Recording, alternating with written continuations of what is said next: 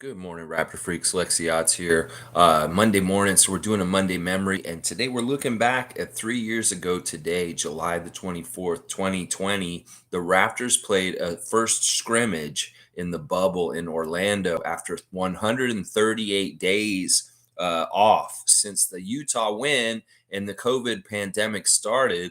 This was the first game of the bubble in a lot of ways because a lot of people were paying attention to this to see the Raptors play the Rockets on July the 24th, 2020 in the bubble. And it was our first taste of basketball without like a crowd in the bubble environment. And it was a really weird game in some ways. It was weird watching the highlights back for this game and realizing that it was only 3 years ago. It's kind of weird because in some ways, who was in that game was very strange. On the Raptors, there's only three guys that are still on the team that played for the Raptors that day. That's Pascal, OG, and Chris. And then on the Rockets, there's only one guy who's still on the team right now, but they left and came back and won a championship with Denver last year, and that's Jeff Green. And it's so weird to think about where these teams are at this point. Fred is in the picture for the stream, and well, now he's a Rocket himself starting this year. On the other side, the Rockets were a veteran team at this time. They had Harden and Westbrook still at that time, and we beat them. They played in the game, and they actually played pretty well, the two of them.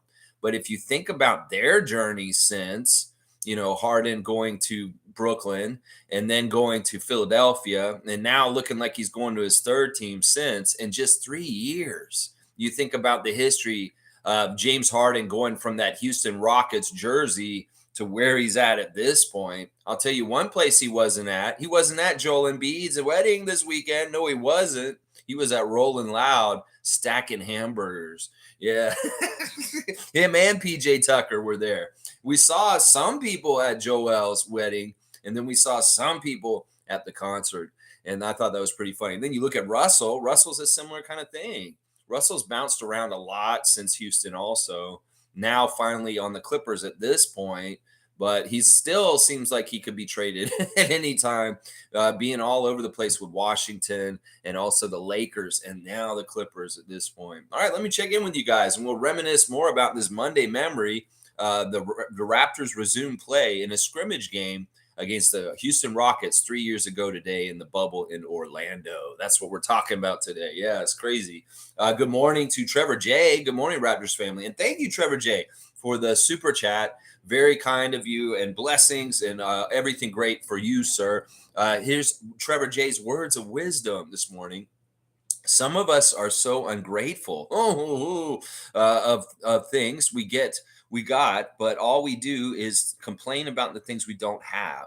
But we should be thankful of the things we have. All right, this is a good one. This is a word of wisdom that everybody needs to touch base with every once in a while. If you're ungrateful for the things you've got, but you're complaining about the things that you don't have, you're a grass is always greener on the other side kind of person. One of the things that you can do in your life to make yourself miserable is compare your life to other people's lives. Everybody has their own individual circumstances and paths in their own lives. And you need to trust that you have your own path. And that if you're trying to keep up with the Joneses or like you're comparing yourself to anybody else, a friend, a sibling, a person in your life, that's going to be miserable for you because it's not fair to you. In some ways, you don't understand what that person is going through that you don't see, that isn't making everything so rosy. We know in today's world of social media, everybody puts on the best front of what they're dealing with. So don't compete with the idealized, optimal version of that person that they portray on social media because you have no idea exactly what's really, truly going on. And a lot of people have things that they struggle with deep down that nobody else knows about. So in some ways, you may want to trade your kit and caboodle of what you got for what they've got, but you don't even understand what they may deal with. The most important thing about what Trevor's saying here is realize what you've got before it's too late and be grateful for it. If there's things you're overlooking and you don't understand that you should be grateful for, well, you're taking things for granted. And that is something that you need to take stock in and get to touch and get down to basics with again. So it's never good to compare yourself to other people. And then also, realize what you got and don't take it for granted because somebody else may be very happy and feel lucky to have what you have. How about that? Wow. Wow. There you go. Dana, Canadian Dana is here. Good morning, everyone. Shouting across the country from Halifax to Vancouver. Good morning, Canada. That's right. Dana, good Raptor Freak. Dana, good to see you. Cool Cat's here. Good morning, Raptor Freak crew. Time is going by fast. Those 3 years since this game I'm talking about, it seems like the Raptors have done a complete change. I mean, the Rockets have, that's for sure. This Rockets team had players on it like this. This is the craziest thing. You think about this team. They had Eric Gordon. Well, he just left them last year. James Harden, Jeff Green, who just came back this offseason as a free agent to join the veteran leadership of Fred and Dillon Brooks. Jeff Green is back there. Russell Westbrook, PJ Tucker, Ben McLemore, Damari Carroll, Tyson Chandler, Austin Rivers, Luke Mabaya Batmuto, and Bruno Caboclo on this Houston Rockets team, just to name a couple names. It's funny, PJ Tucker was there with Harden at this point, and then he went to Philly with Harden, and now they're at Rolling Loud this weekend, getting the hamburgers instead of going to their teammate Joel's wedding. There were other people at Joel's wedding, though, apparently. Like M.A. Udoka was there, which was really weird to me. I'm like, why is M.A. Udoka at Joel Embiid's wedding this weekend? And I don't know, maybe he's there for the singer ladies. I have no idea. But he was getting down with Joel. There was one clip where they were like dancing at the party, the reception. And I'm like, why is he there? Is this like some sort of weird thing where he's trying to maybe on the down low, get him to come to the Rockets? And he's like, oh, I'll be at your wedding. He'll remember this if I'm at his wedding. I didn't see no Nick Nurse at the wedding, which is very weird. Maybe they're trying to make Nick Nurse feel bad. It's like, okay, MA's allowed at my wedding, but Nick Nurse is not at his wedding. I don't know if Nick went to his wedding. I don't know. There were a lot of other people there, though, otherwise, like Joakim Noah and Chandler Parsons. I'm like, why are all these motherfuckers going to Joel Embiid's wedding? I was like, what is this shit? But yeah, MA's there, and it could very well be, yeah, Joel, remember I was here for you at your reception. Yeah, getting down and, talking to all the single ladies. So I don't know if he's early politicking to get Joel to be in a Rockets jersey. I mean, I know that MA was an assistant coach under Brett Brown when we beat the Sixers in 2019 in that playoff series. He was on the Sixers staff, so he is familiar with Joel from that, but still, it's such an odd, weird thing. You'd think Nick would be there. And maybe did Joel prefer M.A. Udoka as being the Sixers coach instead of Nick because he's at his wedding? I don't know. Brian Winters, that shit. It seems like it could be true. Crazy, crazy, crazy. Cowboys here. Good morning, Lex and Raptor Freaks. Bam, and bam, and bam. Thank you, Bradley. Good morning and happy Monday. Get to it. Let's kick some ass this week, Bradley. That's right. Cool Cat saying in regards to Joel's wedding, I was looking at the pics to see if there is a glimpse of Pascal. I know he's very protective of his private life. Yeah, I don't know if Siakam was there. Siakam's been showing more that he's still out in no man's land away from everybody in some very island paradise with beaches or something. The last place I saw Siakam was around Miami. It seems like he's down in Florida, but who knows? Maybe Joel had his wedding there. I don't know. This is very weird. Joel's, he's annoying. And whatever's going to happen with him is whatever, New York, you really want Joel? Well, you can get what you get and realize that, Sixers fans are dissatisfied with Joel right now. Well, you go ahead and get Joel to come to your team and you can be dissatisfied next. Because that's the way it's looking like with this guy. Seriously. Part of the Joel and Nick stuff is going to be because honestly, I don't think Joel works hard. There are critical people out there talking about Joel kind of where they're yeah, this dude isn't really creme de la creme, all-time NBA kind of guy. Because in some ways, he's not working hard enough or doing things the right way to be at the absolute top level. In some ways, Joel has been a failure in many, many, many respects. It's just that some people want to prop him up and make him a star. There's a lot of things about Joel's history in the NBA that is failure. Failure and failure and failure. And Nick may be trying to push him already. And Joel's like, nah, dog, I'm just going to have a good time. I'm going to a white party of Michael Rubin's in the Hamptons. I'm going to have a wedding. I'm a party down, Nick Nurse. And I ain't worried about you trying to tell me that I need to be working out and working hard and lifting weights all summer. No, I'm going to be partying and getting married and going on my honeymoon and doing my life, stuff like that. I mean, I don't know. I don't know if Siakam was there. In some ways, he doesn't like those kind of flashy events. I know that those guys are from the same country and they're friendly, but I don't think they're actually like super close as like best buddies or anything. I mean, I always get the vibe that there is kind of like a rivalry, especially kind of like from their different cities in Cameroon. That I think that they very much support and love each other because of their connection of being from the same country. But I don't know if they actually connect in other ways, like friend ways. Like they're friendly and they're fine with each other, but I don't know if they're like buddy. Let's just put it that way. Let's see. Country Kong saying, "Good morning, Raptor Freaks team." Yeah, good morning, Country Kong, Scottie Barnes, Switch family, 2022. I'm seriously excited about the JFL signing, just for laugh signing. I watched more of his highlights. Holy explosive scores, Batman. If Noel is the new Fred VanVleet, JFL is the new Norman Powell. I like this, Country Kong, making parallels among our old Raptors with the new guys. Marquise Noel is definitely in the mold of Fred VanVleet, and now you are calling it out, and I'm going to give you credit for this. That this man is saying that he sees some playoff Powell, some Storm and Norman, and Javon Freeman-Liberty. Coming to our team. You know what? I can't disagree with this. In fact, watching the highlights from the game we're highlighting today in the Monday Memory, Norman was a force in this game against the Rockets in the ways that he is, as far as attacking the basket and making really impressive shots with contact and coming in, just going at the rim.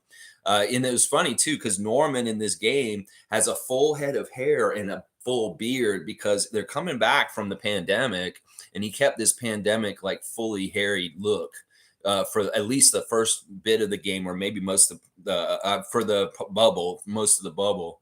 But yeah, seeing Norm with so much facial hair and like a full head of hair, like this dude had his everything grown out. And the highlights of that game was pretty fun, and he did have a couple of highlights like what you're describing right there for JFL. I can see this comparison. I love it. I think you're exactly right, Country Kong, that in some ways there are very much shades of Norman Powell in Javon Freeman-Liberty. I'm all about that. That's a great comment. Fiercey Salsera saying, "Good morning, fam, and happy Monday. Happy Monday to you, Fiercey. I hope you get your week started off right. Everything good for you and yours. And just happy, positive vibes and energy just coming towards you, bombarding you with happy, positive events and good things happening to you." Cool Cat saying, "MA is his African connection." Yeah, I think it's that. And then, like people said, he was a Sixers coach for a little bit. And that's really kind of where they probably spent the most time, was that bit of time when MA was assistant under Brett Brown. And I know he wasn't there for that long, but I think it really is politicking too. Like, I wouldn't put it past Udoka that he would be there to be like, come around like in a couple years and say something like, Joel, I was at your wedding. Was any other coach there? Was Nick there? Was Tom Thibodeau there? No, I was. And then they're like, okay, yeah, you're right. I'm going to come and play for you. I feel like that might be part of it, is that he's got selfish reasons for being there also. I don't know why I think that. I just get that vibe for sure. I really do get that vibe from that. Let's see. Stargate saying, "I'm telling you, this Sixers season is about to be a cartoon." I know. I feel bad for Nick in some ways. I really do. You went from like a cushiest, best job. You fucked around with it and you found out, Nick. Seriously, why did you do this? Why did you turn your life into hell? Seriously, you did not have to do this. At this time last summer, if you had told me we'd be at this place with Nick Nurse at this point in time, I would have told you were crazy. But yeah, turn of events go like this. You self-sabotage a team, Nick, you get your ass fired. And now you got to go fucking deal with kindergarten over there in Philadelphia with James Harden and Joel Embiid and all the mess that you have to deal with that team. Holy crap. Holy crap. You are going to wish you were back in Toronto with your guys here that these guys are so much easier to deal with than having to fucking deal with James Harden and Joel Embiid. Oh my gosh, Nick, you didn't realize how good you had it until you went and crossed the fence and went and saw how green the grass was on the other side. It's not. You saw that it's a spray on. They spray green on some plastic and it's AstroTurf. It's not even real grass. It's fake. And that's where you went to go see if the grass was greener on the other side. Well, you found out. Oh, no, you made a big mistake. Yeah, you did. You shouldn't have fucked up your career in Toronto. I'm telling you that right now. Let's see. Cool Cat saying Joel and Pascal are friends. They do the Cameroon City rivalry on the court. Haha, FMB. Ooh, Seymour, I love that. Yeah, I know they're friends and they're cool. And obviously, the connection of the country is a big deal. But I've also heard that those two cities are rival cities and they kind of have a rivalry within the country of Cameroon and that it's friendly and that extends to Siakam and Embiid to an extent, So I don't know. I don't think that they're as close as everybody thinks they are. I think that they are friendly and they're cool with each other and they have a lot in common. But also at the same time, they're more like old school, like Magic and Bird kind of like friendship. Like we're cool with each other, but we want to kill each other on the court kind of stuff. And that's the way the NBA should be in some ways. I got so worried during the Vince Carter times that he was too nice and chummy with Dwayne Wade and Paul Pierce and people like that. I'm like, dude, you're supposed to want to kill these guys, not like hang out with them after the game. That pissed me off, like how casual Vince was about competitiveness in the NBA. I didn't feel like he put the right foot forward when he played for the Raptors in that jersey with that kind of edge. And he would have been even better if he had been as competitive as Michael Jordan. Like that was the difference between Carter and Jordan is that Carter was too nice and he wanted to be everybody's friend. Jordan wanted to kill everyone. So if Vince had just been like, I want to kill everyone like Michael, he might have been, I would have been more happier with him. But no, it was more important. It's like, I'm on the Canadian team. I want to be friends with everybody in the NBA. That bullshit. That's part of why I don't like Vince. But with Pascal and Joel, it's like these dudes have that real kind of like energy on the court where I want to kill you. But off the court, they have it right. So I like that. I think their relationship is where it should be correctly. There's a respect and honor, love between them as countrymen, but there is very much I want to kill you on the court too. Obviously, if he's going to take an elbow to his face, not that that was on purpose, Sixers fans. Jeez. All right, let's see. Seymour saying, "Where's my manners?" Good morning, everyone. Well, Seymour, where are your manners, Sheriff Seymour Pape? I know you've been busy with the Calgary Stampede and Calgary affairs over there, $120 hot dogs. But don't worry, man. We got you. I think I just infer that y'all are saying good morning. You don't have to come in and say good morning if you don't want to. But I like that you're like, where are my manners? It's all good, Seymour. We love you, man. Cool Cat saying, I believe Nick Nurse's reputation is out there. Raptors players have squealed on him. Lots of players are running from Nick. Laugh out loud. At all levels. I mean, seriously, this is interesting. The change with Jordi Fernandez being the Team Canada coach. Some things are happening with that seem like they're more opened up to different guys coming in and playing. It could very well be. Let's think about this. Let's Brian Winder or something real quick. What if Chris Boucher is like, all right, I already play for Nick Nurse in the regular NBA, like on my team, and I deal with him a lot. I don't really want to deal with him in the offseason also. I don't really think I want to play for Canada in some ways. I know that Chris said he does want to play for Canada, but in some ways, could that be something that's like 365 days a year of Nick Nurse coaching me and on my ass? I don't know if I want that. And Chris is kind of like, I don't know. That seems kind of faulty, my reasoning in that. So I will take that back because I know Chris would play either way. He doesn't care if Nick's coaching that team or not. But it seems like the Sixers are abandoning ship pretty quickly around Philadelphia since Nick got coached the coaching title there. Sixers fans are seeing MA at Joel's wedding this weekend, and some of them are saying they wish they had gotten Udoka instead of Nick this summer. Some of the Sixers fans are actually saying that this morning, which is pretty interesting to me also. I think it's weird that they're showing MA Udoka at the wedding with him and not Nick Nurse. Like, was Nick invited? I seriously have a big, huge question. Was Nick Nurse at Joel Embiid's wedding this weekend? I have no idea. I can't say for sure. It's not a good look if he wasn't and Udoka was there. I mean, seriously. Let's see. Cowboys saying I've been on a couple of Chicago channels to find out more about JFL and to write in the comments to say thank you. Laugh out loud. I think you'll be great uh, with us in the Raptors. Uh, we made the Bulls pick one. Oh wait, hang on. Where was it? All right, it jumped. There we are. I think he will be great with us. Let's go Raptors. Chomp, chomp, chomp. So Cowboy going to do reconnaissance in Chicago Bulls fan spaces and to get the feel of Javon Freeman-Liberty and why they're high on him and why they like him and why they're pissed that the front office didn't keep him in Chicago. Yeah, and it maybe going in there and say, we'll take good care of them. Thank you. Bradley, you're so kind and nice and diplomatic to go visit the Bulls fans and check on them for that. That's great. Country Con saying, just to continue on Javon Freeman, Lex, the Bulls fans are seriously upset about us signing JFL away from them. I was hoping we get Io, but it sounds like we made the Bulls pick one and we got JFL. The cheaper option, too, if you think about it. In some ways, I mean, I guess they're not really the same player in the same places. But if we got to worry about pitching pennies a little bit here and there, getting guys that are hot comets coming up from like the G League like this are smart. In some ways, Io's price is way higher than Javon's. And, hey, I love hearing all this. This is a good sign when some people are upset about somebody leaving. Like Rockets fans may be like, why aren't you guys more upset about Fred leaving? You're like, we are, but we're not. We are upset, but we're not really upset. Well, you guys should be really upset because you lost Fred, your captain. Why aren't you upset about? Do we want to tell them? it's like kind of like that. So you see Bulls fans upset about this. Well, that's a good move. Seriously, I mean, these troll people in Raptors Nation, maybe they should go gauge the deals of Masai Ujiri by the angst of the fan base that the player's leaving. And you could go look at Laker Nation and Bulls Nation talking about Dennis Schroeder and Javon Freeman-Liberty, and you give some points to Masai and Bobby real quick because these people were not happy that they're leaving. The Lakers Nation is just as upset that Dennis is leaving the Lakers, just so you know, guys. It's like they really wanted Schroeder to continue to play for them. So winning. Isn't that what we say there? All right, let's keep going.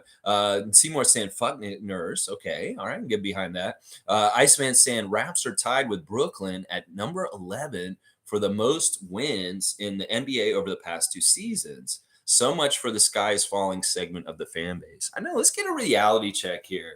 So many people want to paint us as a failure, as this and this. I feel like some of that is a general corporate narrative from different nefarious places that want the demise of the Raptors of being a strong contender in the NBA. So once again, perception is the war. And the more that they can put out there that the Raptors have been a failure since their championship, the more that they think they're winning. I don't believe that we've been a failure since the championship. There's a lot of people pushing that narrative.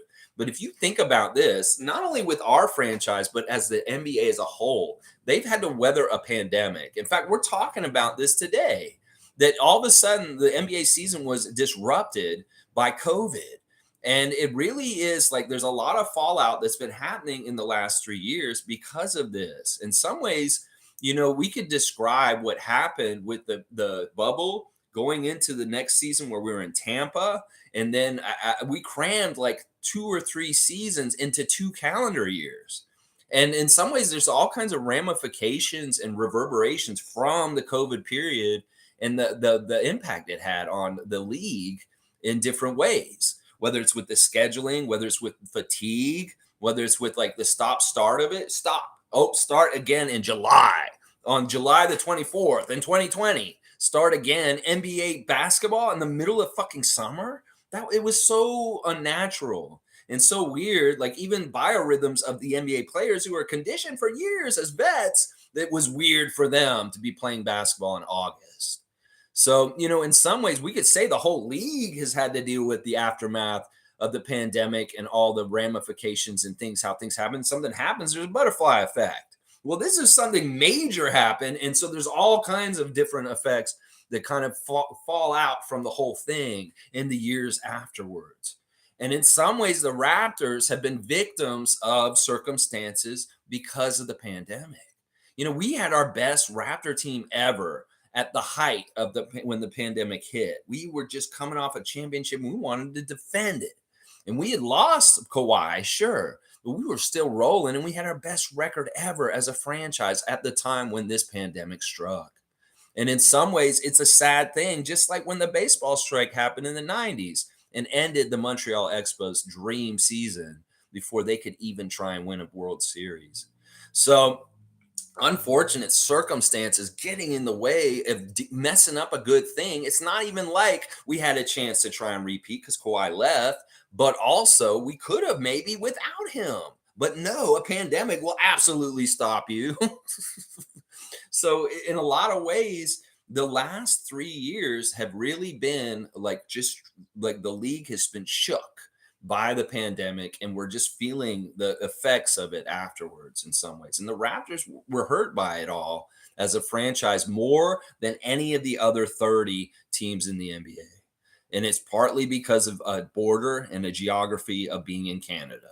And that's just the damn truth of it. Anybody nobody wants to talk about this because nobody's going to feel sorry for us. No, they don't care.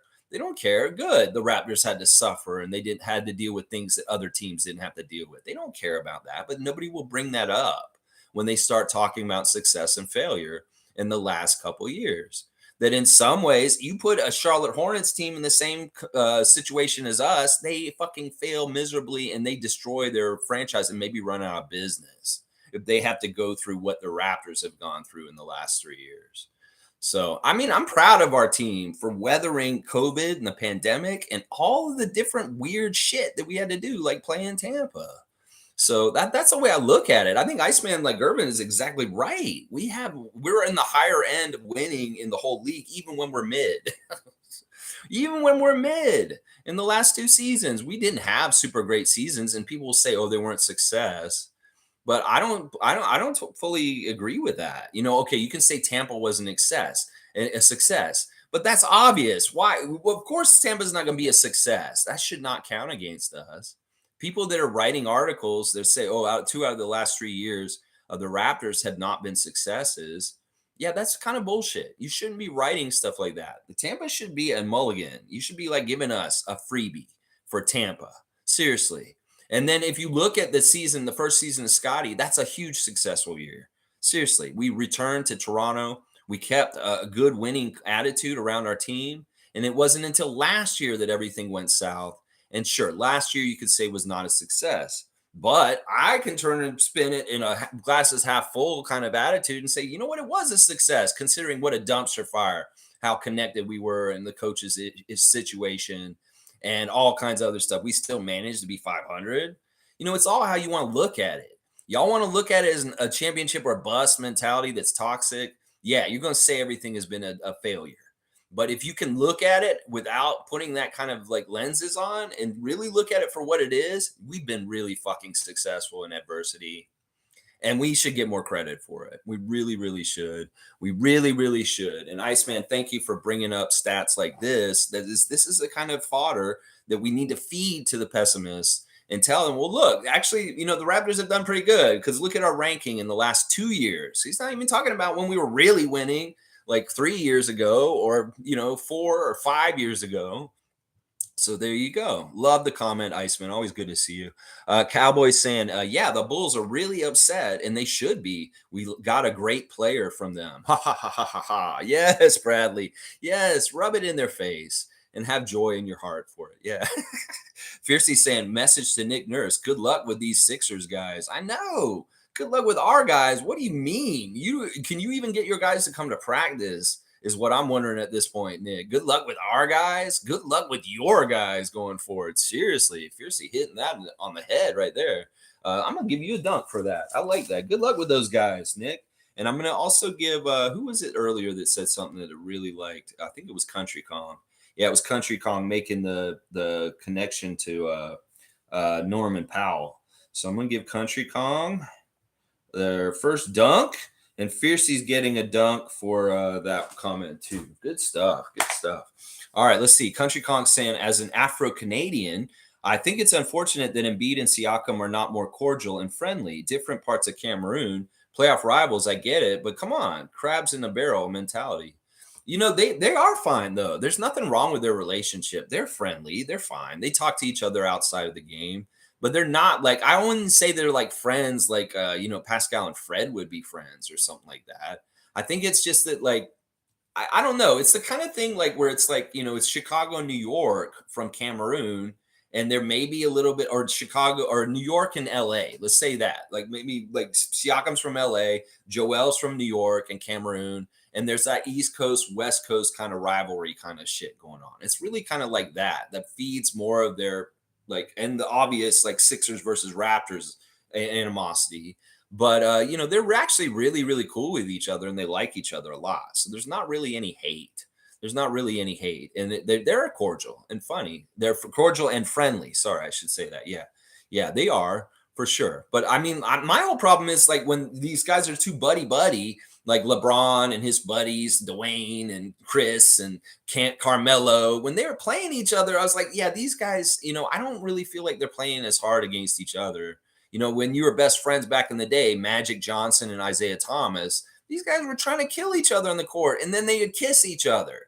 You know what I'm saying? That's what I'm talking about. It's about bringing up your competitiveness against your friends in the NBA. Some people say, "Whoa, LeBron will get even up for more against Carmelo." But in some ways, I was like, yeah, but not really. It's not the same kind of competitive, like I want to take your head off kind of stuff, like Bird and Magic. It's kind of like, oh, we're playing, we're having fun, and we're casual about it. That's that era from 2000 until like now. Guys have been too casual with their competitiveness, and they don't care enough as much as they used to. People used to really care about winning the NBA in crazy ass ways. Like Jordan was a maniac. He really was a maniac. And Kobe too. Kobe's a maniac too. And he was like a remnant of that. That's part of the reason why Kobe was so successful, is because he was one of the last really competitive guys who really gave a shit at the level that it takes to be absolutely great. I think this is a problem in the NBA is some of these young guys are talented, sure, and they're going to be the best players in the league. I don't doubt that. But they are lacking in certain formula to make them absolutely great. To be great, you can be talented, sure. You can be talented to be great, but you need more than just that. You need the work attitude, you need the drive, you need the ability to be like, I really want to be great. Like you gotta have that. And I feel like a lot of these guys don't have that hunger or drive like the old kind of like guys that had that. And that's the difference between being good and being really great. And I think that a lot of people we said are great in this modern era are not actually great. And there's exemplified by two of the guys that are in this game of the Rockets and the Raptors from 3 years ago, Russell Westbrook and James Harden. Sure, individually, statistically, they're great, but they're not really great players. They're not. They're good players. They're talented players. They accumulated a ton of stats in the NBA, but they're not great players. They're not great like Larry Bird. They're not great like Michael Jordan. They're not great like Magic Johnson. They're just good. They're talented. They're okay. You're good at basketball, but you're not great. Greatness comes with being great, winning and doing everything it takes to win. And these guys are not that. They are not that. I'm sorry. I don't care if Russell got triple doubles for 5 years in a row. He is not a great, all-time great like these other guys that I'm named. They've got championships. They've got the drive. They became great because they took their talent and they added that greatness of really wanting it and working hard for it. In some ways, I'm not saying that Russell and James didn't work hard. Well, James probably didn't, but Russell, I'm sure he did work hard. But there's something about those guys that isn't great to me. Isn't that just how you got to say it? Is there something about them that just shouldn't be included with Bill Russell and Wilt Chamberlain as far as being great? I think the word great is a very important discernment between good and great. And I think I got my point across at this point. Yeah, I don't know. Seymour saying top 5 most toxic teams and not in order. Well, you sound like you want my dumpster fire rankings once again. Maybe I'll have to do that for the Sunday special report in a weekend very much coming up. I'll update my dumpster fire rankings. And unfortunately, the Raptors are going to be going a little bit higher up in the dumpster fire rankings this offseason, but I'll definitely do this. My top 5 most toxic teams in the NBA. Well, Sixers are in the top 5 for sure. I'm going to say the Hornets are another team that's super toxic. What's another good toxic team right now?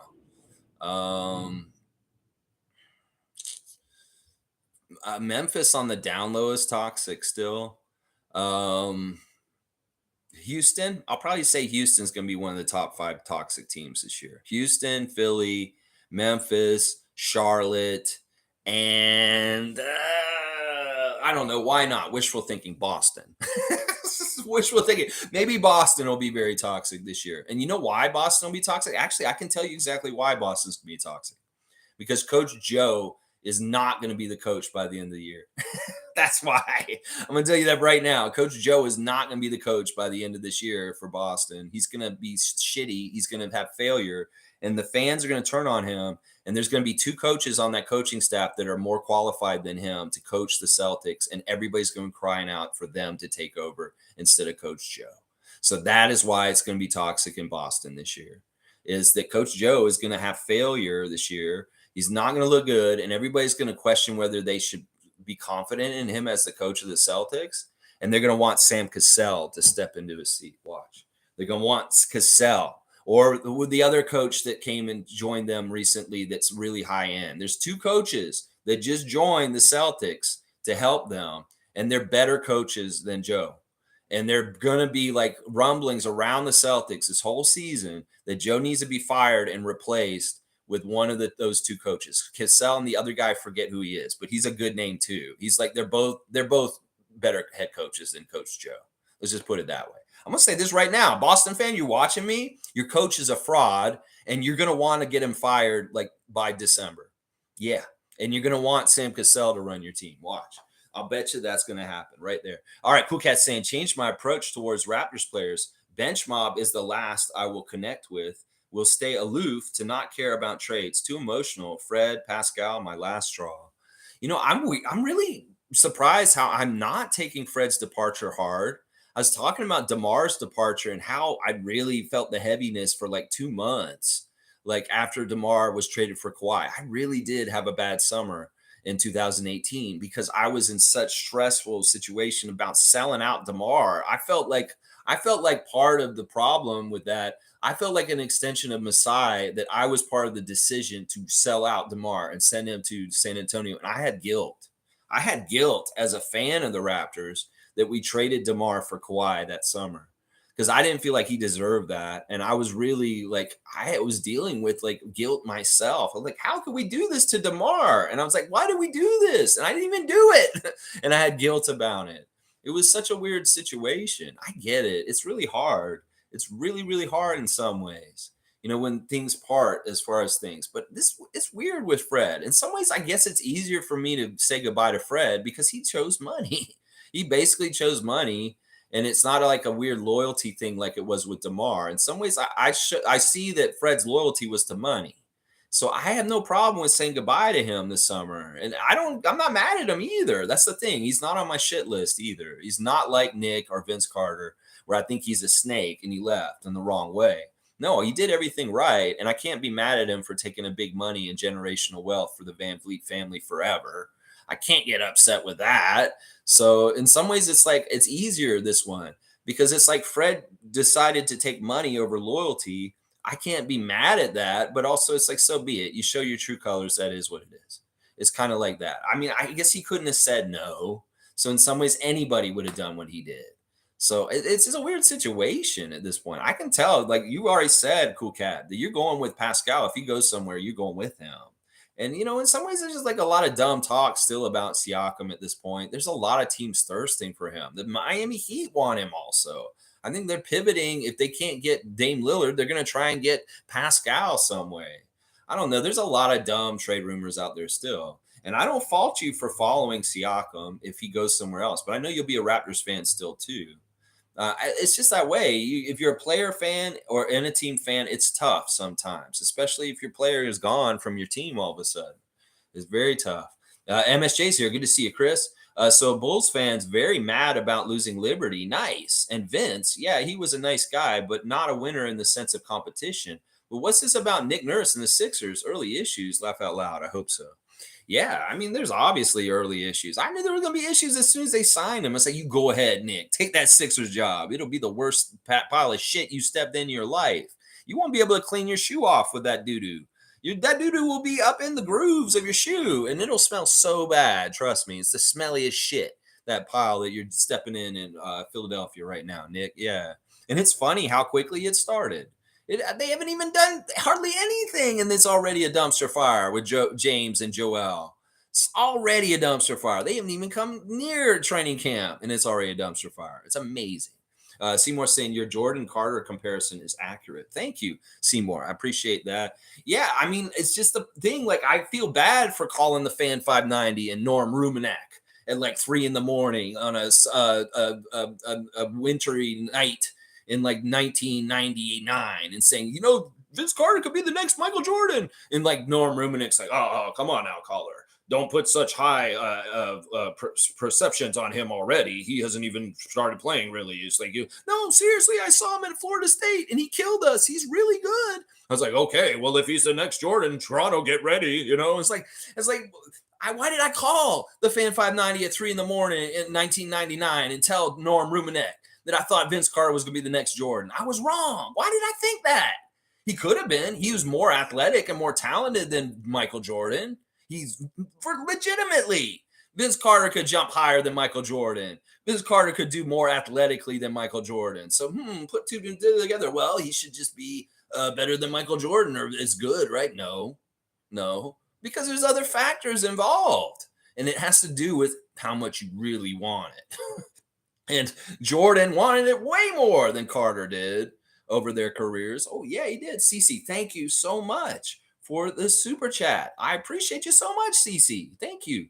All right, let's see what else is going on in the chat. G saying between the new flop rule and Nurse's defensive schemes, this is about to be fun. He's got that popcorn ready. G is coming up the TV. He's like, ooh, let's see what's going to happen here with the flopping and Joel. Ooh, and Nick. Oh my gosh, we're going to see butthole face on the side of the Sixers sideline when Joel gets a flopping call. He's going, oh, he's gonna be like all pissed off at the refs when they call that flopping on him. That's the Joel rule, just like that kick out rule was James's rule. Well, you got your own rule too, Joel. This is Sixers get rules because they're rule breakers and they're lazy players. So they make rules to try and fix the cheats that they're making with their games. They're kicking their leg out to try and get extra shots. Okay, you do that. That's a foul. Offensive foul on James Harden, kicking his leg out to try and initiate contact. Well, Joel, you want to flop to try and draw fouls and get more free throw shots? Well, there's your Joel rule. It's coming in this year. I'm all for it.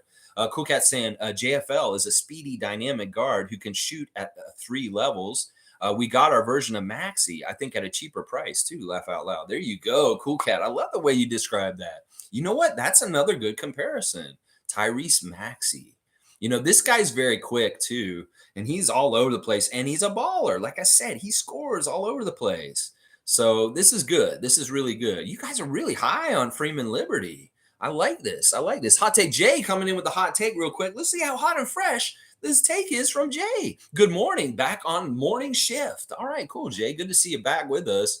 And I hope you're having a good day at work. Everybody's working with Jay this morning. Treat Jay right and have a good day. Y'all be smiling and have a good day and just have fun. And whatever y'all are doing it right. Do it the Raptor way. Kick some ass at your job today. That's right, Hot Take Jay. Love seeing you back in the chat. All right, MSJ saying Fred VanVleet finessed the Rockets. Funny to read their fan pages. They aren't sure about the signing, but as we know, hope takes hold and delusions follow. I always said team over player. Fred VanVleet is not missed today. Yeah, he's not missed totally today, but I'm worried about the beginning of the season, how we're going to feel that void. We're going to feel it, but we're going to hopefully have somebody jump in there and make us forget real quick. That's what they say. You break up with someone, go get back on that horse and go meet somebody new, and they'll help you forget your pain of losing that person. And that's what we need. Dennis, come in and kick some ass and show something. Malachi, step up and take more for your NBA career. You will make us forget about Fred VanVleet. They got to believe this because honestly, Fred's all even putting a PR campaign like crazy out on Twitter right now, talking about, I'm not going to say nothing. I'm going to let my actions speak for me. I'm keeping track of what everybody's saying. It's like, I'm going to show y'all that I earned every single penny of this huge contract that I'm getting. This is where Fred's going. In fact, you know what? He's already turned around spending some of the money. They have the new Fred VanVleet Athletic Training Center at his old alma mater, Wichita State.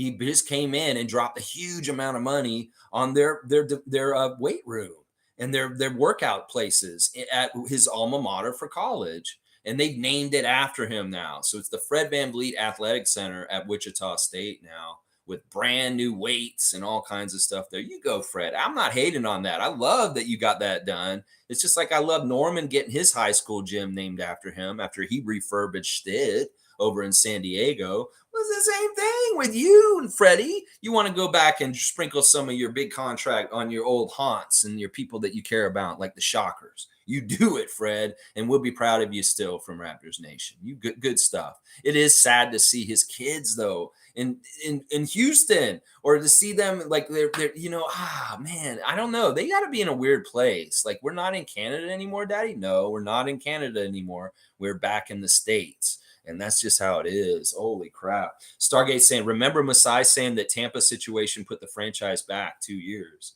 Yeah. Yeah. I mean, I really believe that. In fact, I wouldn't, at the time I was saying, no, it's not really 2 years, but more and more I'm seeing the reverberations. I'm getting to understand, yeah, maybe it was 2 years. Maybe it is part of our struggles in this past year or so has been linked to kind of the reverberations of the Tampa year and coming back and everything being a little shaky around the NBA in general in pandemic times. It's weird. Like they were talking about in the highlights, James Harden and Russell Westbrook just barely got into the bubble before the game we played against them 3 years ago today. That, Westbrook actually got kind of a special permission to play in this game because they didn't really test him correctly with the protocol that they were doing at the time, but they wanted to get him in there, and he got in there because he wasn't in the bubble. And they were being so strict about the bubble at that time. Remember? They were like, nobody comes in, nobody comes out. They're testing everybody 2 times a day. This is where we were at 3 years ago. Rockets and Raptors, first game after 138 days before they played the Utah Jazz on that road trip and finished up that West Coast road trip with a sweep, 5 games in a row. They beat the Jazz, Rudy Gobert, Tyson microphone, and then 8 days later, they're playing again in Orlando in a bubble. It's so crazy. What a weird Monday memory. That I wouldn't be remembering a game that happened in July for the Raptors right now. That's why it's weird to look at this stuff at this point, 3 years later. Let me go and look at the stats real quick from the team stats from the game. And I'm going to give you my 3 stars from that game back then. Serge Ibaka was our best star that day. He was absolutely fantastic. 8 of 10 from the field, 2 of 3 from 3-pointer. And he ended up with 18 points, 3 rebounds, 2 assists. So Serge was like our dead eye. He was just really active. There was something really funny about Serge in that game too. Near the end of the game, he did like a celebration. He was straddling. This is the bubble. There's no fans in there. There's weird screens and everything's kind of weird. And Nick Nurse was saying he could hear his voice yelling at the players because it was so quiet in the bubble arena. And meanwhile, Serge is over in the corner when we're kicking ass. And we basically the Rockets were beating us for the first half, and then it was even in the third. And then our bench like overwhelmingly came up and rose up against them. And it was like Terrence Davis and Norman Powell and Matt Thomas that were absolutely killing him. Rondé Hollis Jefferson also contributing. And they came back and built like a 10-point lead in the fourth quarter. And then like at that point, Serge got on the sideboard and straddled it and started doing like a weird motion. That was that game that happened. The other players of the game for me, the other 2 stars were Chris Boucher was absolutely fantastic in this game with only 4 points. He had the highest plus minus in this game. He had 20. He was plus 21. He had 5 rebounds. He was 2 of 4 from the field, only 4 points, but he had 2 blocks, no turnovers, no fouls. And it's weird watching the highlights of Chris because it's skinny Chris. And I'm like looking at Chris from 3 years ago today, and I'm like, holy crap, Chris has really came a long way as far as with his arms and his musculature around his shoulders and his collar is just crazy. Like he is a lot bigger than he used to be.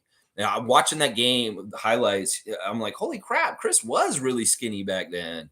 But he was absolutely one of the best effective players in this game, and it wasn't by scoring. He was just really active and energetic. There was one really cool shovel pass that Matt Thomas did. He's driving to the basket, and he shoveled it off to Chris, who's running down the middle of the lane, and he dunked it on them real nice. So I really, really like what he did. And then Norman was really good, 5 of 12 from the field, but 1 of 7 from three. But he had 12 points off the bench. He was a plus 10. Matt Thomas was a plus 11, hitting 2 of 3 threes with 6 points. Siakam was okay. He had 13 points, 5 of 9 shooting, 5 rebounds, but he did have 5 turnovers. Freddie was not good in this game. He was 2 of 7, shot 27%, only 6 points.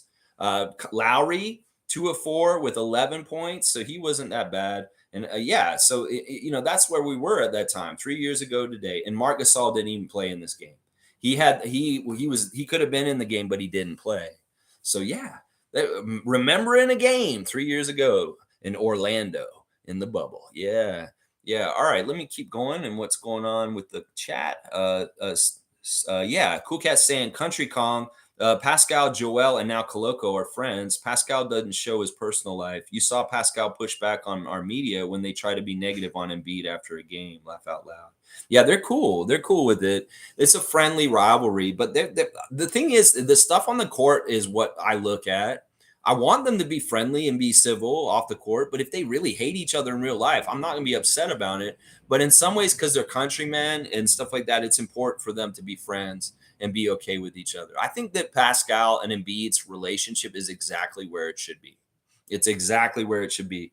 That the right kind of fire and competitiveness is seen on the court. And to me, that's what matters the most. I don't give a shit if they're friends or not, honestly. But it's good. It's good for the country of Cameroon, and it's just good in general. But in some ways, I don't care if they're friends or not. I care that they want to kill each other on the court. At least Pascal wants to kill him on the court.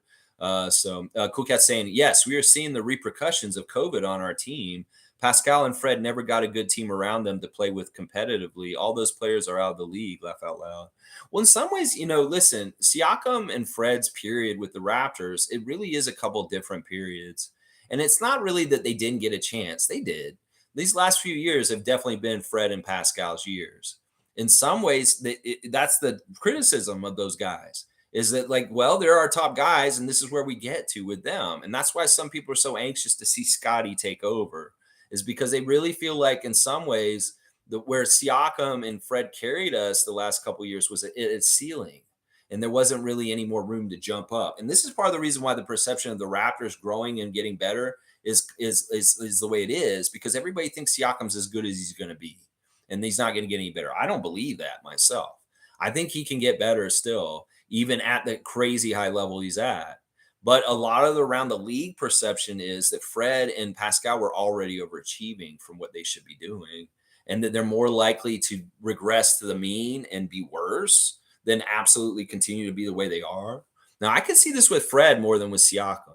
In some ways, Fred has been playing way above where he should be probably on average the last 2 years. But Siakam is a different thing. I mean, this is natural for him. He should be doing this stuff. But Fred, in some ways, he's overachieving. And this price that the Houston just paid, it's going to look really bad very soon. Watch. It's going to look really, really bad. And Houston fans are not going to like that Fred's on that contract for that amount of money. And they may not take to him like we took to him. He may have a hard time there. This is the thing. I think Fred and Nick are going to have much harder times in the habitats that they're in now than they did here in Toronto. They're very much going to have a lot harder times in different ways than they did in Toronto. They're going to realize how good they had it here. Seriously. They're really going to realize it. MSJ saying, a lot of the players on here are out of the league, Cool Cat. Let me look at this real quick. As far as with the Raptors, well, Terrence Davis is still a free agent. He could be out of the league very soon. Rondé Hollis-Jefferson's out of the league. Stanley Johnson's barely in the league, if he is still. Matt Thomas is gone. Paul Watson. O'Shea Brissett was on this team, and he did play, but he's on the Celtics. Malcolm Miller, Patrick McCaw, Duan Hernandez. That was kind of the end of the bench for us with that team. And some of them are out of the league at this point. That's for sure. MSJ saying people who focus on the team's win-loss record to the point that they drop the team if losses come are not fans of basketball. Basketball over team over player. If the Raptors suck next year, would watch the other team laugh out loud. Everything is winning and losing. There's people that win and people have to lose. One person wins, one person loses, and there's always 50% of each. So if you can get a percentage that's higher than 50% to win, well, you are doing good, because the chances of somebody being a loser every night are 50%. They're different depending on the team and stuff, odds and stuff. But you know what I mean. People are going to lose every night and people are going to win every night. There's not very many ties in basketball. It's not like hockey or soccer where there's some sort of weird tie or something like that. So you're going to accumulate L's one way or another. Unless you're some sort of crazy Golden State or Chicago Bulls team that just doesn't get L's, you're going to get L's. And it's just a part of competition in sports. There's winning and losing. And anybody who's like such a perfectionist that you get upset if they're not like a 700 team or 600 team, get over yourself. Seriously. We're blessed to have a team in Toronto in the first place in the NBA. We really are. And then second, that we're blessed that we have somebody like Masai Ujiri running this team, that we are successful and competitive and entertaining. And that's what we should be focusing on. We may not win the championship every year, but we are going to be trying to and do our damnedest every single year, at least, with what we have in the parameters of what's going on with the team at that time. And if we're in Tampa, we're going to do the damn best that we can considering that situation. And I think that's all the Raptors Nation needs to remember. Whatever situation we're in, we're going to try and make the best of it and come out of it in a flexible position so that we can have good things for the future. And that's what we did. We weathered the COVID pandemic storm and we stayed flexible, and we're in a very good spot considering what happened 3 years ago. We are in a very enviable spot in some ways. When you look around the terrain of the whole entire NBA and the other 29 teams, we are in an enviable spot. And considering the adversity and the different things we had to put up with that other teams did not have to, that is a really good franchise. That's a really good front office. And I am really proud of them. And people that are like, oh, they're losing, or oh, losing Fred is a big loss. Like, why you even paint it that way? We couldn't have done anything about Fred leaving right now. And in fact, they dealt with it very well. They had a backup plan and they brought him in immediately, named Dennis Schroeder. So I don't get it. I really don't get it. Why diss this team when they're doing the best they can? In some ways, the ship was going to be sinking no matter what because of a pandemic. And y'all are mad because they're bailing it out real quick and we're actually still going. I'd be upset if we absolutely failed and we're shit. Yeah, I'd be upset, but we're not that. Y'all are characterizing us wrong. We are very strong in a very adverse situation. Cool Cat saying we have no bench for many years since COVID, but this year our bench seems to be shaping up fine. I know we said this last year though too, Cool Cat. I mean, we could go back and probably see some of the streams from around this last year. We're going to have a way better bench this year than Yuta and Svi and what we had the year before. But it didn't really turn out the way. But I really do think the coach was the reason. It really was the coach. Trevor's saying, but we will stay at 500. We were still better than 5 of the other teams. Listen, this is something that's already came out too. They're already trying to predict the win totals for the teams next year, and they've got us at 35. That's the early DraftKings win projection for the Toronto Raptors right now is 35 wins next season. Well, they said 36 last year. So they're only giving us one less from last year. Well, we got 41. So we were +5 on what they thought we were going to do last year. Well, let's see if we can get +5 or 6 or 7 this year. I think it's pretty common for the win projections from Vegas to be way overshot by the Raptors every single year. We've done that consistently, I think, for the last 12, 13 years. We've gone way above and beyond what they project for us. So they're saying 35 wins already. Now, it's funny, they've held the win projections for like the Sixers, the Heat, the Blazers, and the Clippers because they don't know how the player movement's going to change, and they don't want to put out a win total for them yet until they see where James Harden's going or Dame Lillard and stuff like that. It's pretty funny. So they didn't even put out a win total projection for the Sixers. No idea what they think they're going to do because they have no idea what the Sixers are going to look like right now still. It's crazy. Stargate saying Houston is toxic. I think it's going to be toxic. Like, if you really look at the mix of who's there and the personalities, this is going to be very weird. You start with M.A. Udoka. He's a taskmaster. He's a disciplinarian. He's also a player's coach. He's kind of like somebody you get behind. But in some ways, his toxic personal life, does it matter in the professional life? Does that bleed over in certain ways? I don't know. What is his mentality? What is it that connects so strongly with Jason Tatum and Jaylen Brown? about him and what is his part in this whole thing going to be as the leader of the Rockets. And then Fred, his things about being an old head and not liking much immature players. How's that going to work with the Rockets youngsters? And Dillon Brooks, the hothead, the guy causing problems left and right with things with LeBron and just causing extra shit that doesn't not necessary, just extra distractions all over the place. How is that all going to factor in? Then you take a young player like Jalen Green and Jabari Smith and Cam Whitmore and Tari Eason, all those youngsters, and some of them are kind of like fighting for the same things, and there's limited things that they can get. So maybe some of them don't actually like each other. I saw the seedlings of a Jabari versus Jalen feud on that team last year. The Jabari and Jalen didn't get along totally last season on the down low. And this kind of stuff could get even worse with more competition and kind of like pressure to try and carve out your NBA careers. And you see somebody who's in the way of you. It becomes very much like a Vince Carter, Tracy McGrady kind of thing that happened with the Raptors in the early 2000s. It's going to happen with those young Rockets players. Cam Whitmer's going to be like, I can't play on this team if Jabari is going to be taking all my minutes. It's going to be that kind of shit. So I could very much see how Houston could be a very toxic dumpster fire this season. There's a lot of elements in that stew that could be very toxic quickly. As above, so below. Warline is here. Good to see you, Warline. Gilbert Arenas, good, not great. I've seen him leave the game worse than when he came in. That's number one unspoken rule.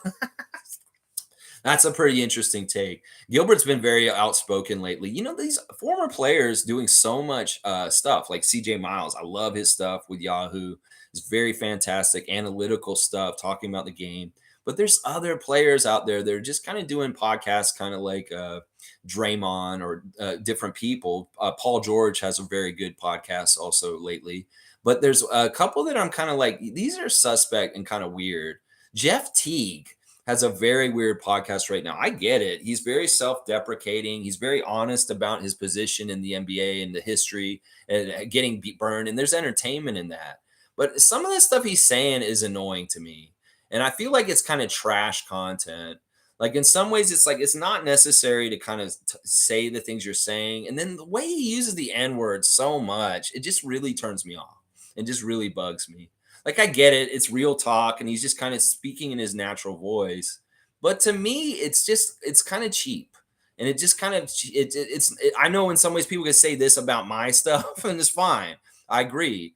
But in some ways, it's kind of like, what is this? Like, why am I watching this? I mean, I guess there's entertainment value in this. This guy put himself down and, all the things he's saying. But I don't know. Some of these podcasts are really kind of and some of them are amazing. Like Paul George's is really good. And, I really like the CJ Miles stuff. But there's a lot of former players coming out and being very outspoken recently, like Gilbert Arenas, saying really crazy shit. Some of the stuff that are like, why are you talking? Like, do we need to hear from you, Gilbert? No, I don't think we do. Honestly, it's like that's kind of where I'm at with him and like Jeff Teague too, to a degree. I think that players in the league may get pissed off at Jeff if he keeps doing his show the way he's been doing it. It's a little bit like it's too real, maybe, is what I'm saying. Let's see. Seymour saying, I like your toxic list, but you miss Portland. Oh, yeah. Yeah, you know what? Portland should be on there. Maybe I could, I don't know. Portland should be on there. The Lillard thing is going to be weird. As soon as Lillard's gone, they may be okay.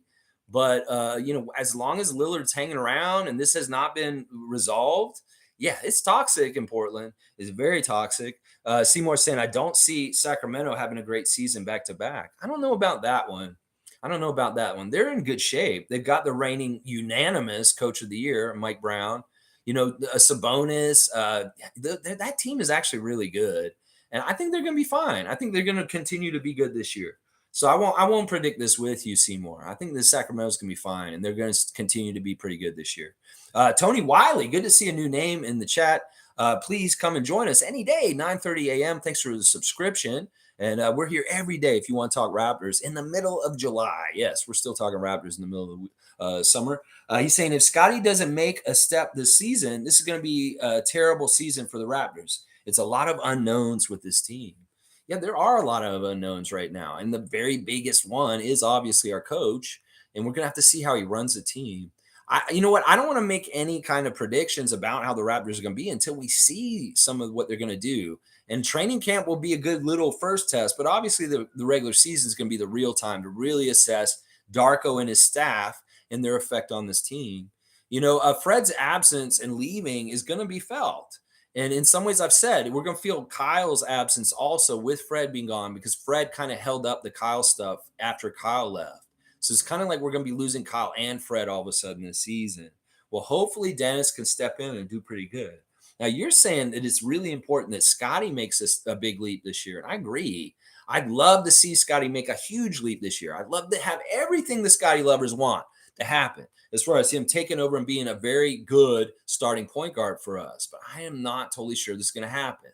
And I'm worried about it. And in some ways, I don't want to mess up Scottie long-term for short-term, stupid, like impatient kind of bullshit. And it's kind of like we need to let him be on his own schedule of development in his NBA career and get to things naturally. If we try and force him too quickly into a role that's not totally comfortable for him, it could have very detrimental damage to him.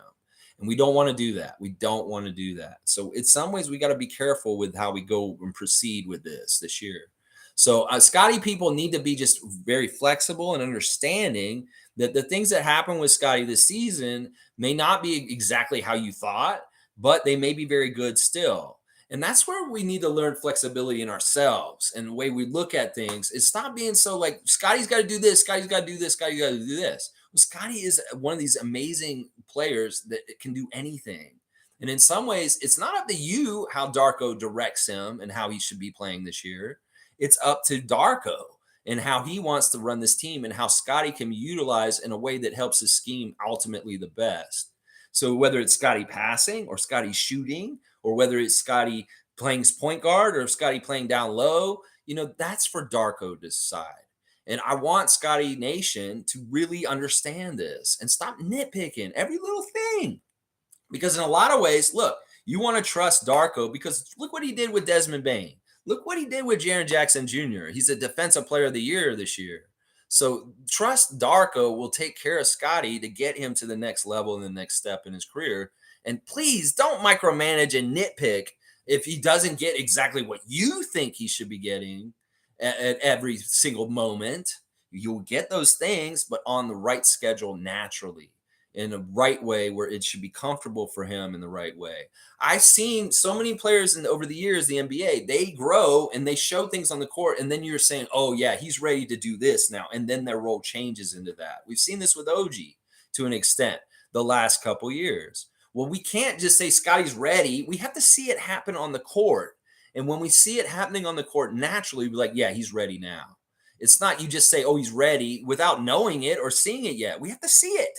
And then we can say Scottie's ready. So this is something that Scottie Nation's really got to take into account right now. He has to show it on the court, and he'll get more responsibilities there. If he can show he can consistently run our point guard this year, he should be our point guard. But if he shows he can't, he's causing a lot of turnovers, he's not winning basketball games at point guard, then we shouldn't start him at point guard. I'm not trying to make this team lose just to please Scottie fans. Fuck that shit. I'm trying to make this team win and get Scottie to get to be a better player on the right schedule naturally, and not trying to force this shit too quickly.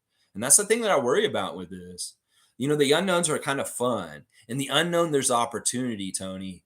And there's a lot of Raptors that can have a chance to excel and get even better in their play this year because Fred's gone. I completely agree with that. It's going to be a fun year. And if they lose some, so be it. There's losing and winning. I just said that. There's going to be winning and losing in any NBA franchise over time. It's just a part of it. It's natural. Stargate saying Boston lost their heart and soul in Marcus Smart. I really think that was a mistake. Not only that, they lost, in some ways you could say Marcus Smart was Boston's heart and Grant Williams was their soul. And those are the two dogs on that team that are going to be sorely missed. And you're going to replace them with a big skinny unicorn named Porzingis that's soft on defense. Yeah, so this is going to be a totally different Celtics team this year.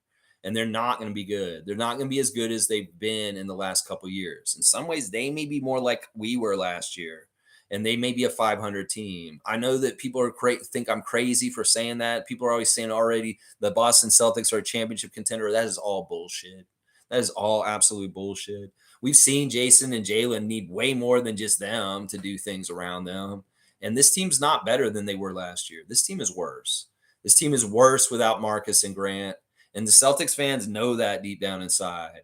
And they're bracing for a disappointing season.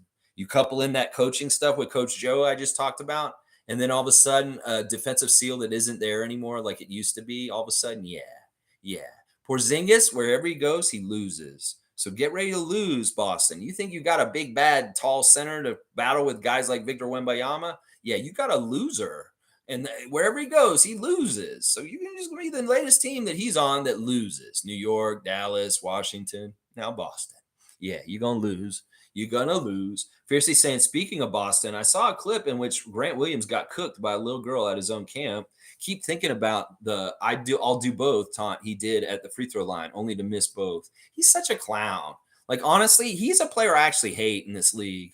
I don't like Grant Williams. I think that Grant Williams is overrated. I think a lot of people in this league think that he's way more hot shit than he actually is. I think he's full of shit. I think his whole Batman costume thing was stupid. I think his attitude and the way he acts on the court he's way more arrogant than he's earned as a player. He's not as good as he is. He's overinflated because of Boston. And, I think he's actually an asshole. And I think he's really funny right now. Like, all right, one of the things he did recently, he said some bullshit about Jimmy Butler. And Jimmy Butler's reps just came out and said straight up, Grant Williams is a liar and don't listen to him. I think he's a clown. And I'm glad he's not on Boston anymore because Boston got worse. In some ways, he's good in Boston because he does dirty work for them. He's like a secret thug for them. He does all kinds of dirty work for them. I'm so glad he's gone from Boston. Like, them losing Smart and Grant Williams is worse than us losing Fred. It really, on the same, like, them losing Marcus Smart is just like us losing Fred VanVleet. But you lose Grant Williams also? No, that's like almost all your dog quotient's gone in Celtics land. Those guys were your dogs. Those were like your two biggest dog factors on your Celtics team, and they're gone. They're gone. They're on Memphis and Dallas now. So your heart and soul have been ripped out of your team, Boston. That's why y'all were mourning Marcus leaving. That's why y'all were sad about Grant Williams leaving. Part of the reason why Grant Williams left is because of the new CBA. Did you know that? That Dallas made an offer to Grant Williams this summer, and Boston's like, we can't match this, considering we're going to do a super max with Jaylen Brown and the money with Jason and our future and stuff. So already tough decisions are reverberating because of the new CBA. That the Celtics made a very pointed decision to not match the Dallas offer to Grant Williams and let him walk, because they know the new CBA is a new kind of playing field, and they're not going to be able to keep him. They could have kept him under the old rules, but they can't now. And it really is. They come out with an article on ESPN right now saying that the new CBA is trying to instill the parity that any team in the whole entire league can win a championship any year. That they've seen what the NFL has done to an extent, as far as the openness of like no clear-cut juggernaut team that's just absolutely going to dominate the league. It's like, wow, there's like 12 different NFL teams that could win the Super Bowl this year. They see how that brings up revenue. They see how that brings up interest because more people feel like their team has a fighting chance and there's more viewership. Well, the NBA wants that. They don't like the Golden State Warriors of the 2010s. They don't like the Heatles and the Miami Big Three. They didn't like that shit. That shit was bad for the league. That turned people off from watching it because they were like, oh, well, the Golden State Warriors are just going to win. So why should I even fucking watch this season? So this is what they wanted. So this is why that shit is over, y'all. Super teams, Big Three, that bullshit, dynasties, that shit is done. This is the years of parity coming up. There's going to be different champions almost every year. And there's not going to be like a clear-cut, absolute badass team that is absolutely a clear class above everybody else. Everybody's going to be very much equal. And that's why I got to keep telling Raptors Nation, don't give up on us, because the playing field just got more level. And we, in some ways, are in an enviable position with all the teams getting created more equal. This is good for the small market teams. This is good for Toronto. This is good for Milwaukee. This is good for San Antonio. And that's why I love this new CBA. Because before, everybody would just try and cluster at New York, LA, Miami. No, none of that shit anymore. They can't do that anymore. It's against the rules. And that's why this league is totally different than it was even last year. that this CBA that changed at July the 1st, it was a huge impact. And it's really, really going to have major, major reverberations, just like the pandemic has had in the years since. So yeah, get ready for this. More parity, more wide open, more a field of championship contenders. Like 10 teams could win the championship instead of just like 4 real contenders. They're going to be like 10 or 12 teams. They could legitimately get on a hot streak, good health, and get in a good run into the playoffs and win the championship just like the Denver Nuggets did this year. That is what the league wants. And that's where we're going right now. I love it. I love it. I love it. I love it. I love it. All right, let's keep going. All right. Fiercely saying Fred VanVleet showed not so cryptic signs he was moving on, so I was prepared for his departure.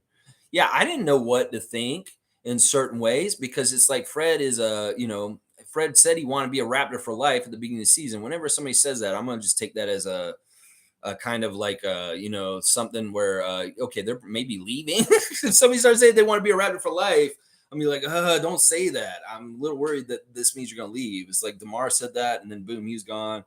Yeah, Kyle said it. He's like, I'll always be a Raptor. Boom, he's gone. Ooh, yeah, it's that kind of stuff. All right, let me keep going in the comments. MSJ saying at Tony, him and OG and I put odds at 50-50. Can Scottie shoot the ball so he can play guard such that his check can't go under the screen and leave him open?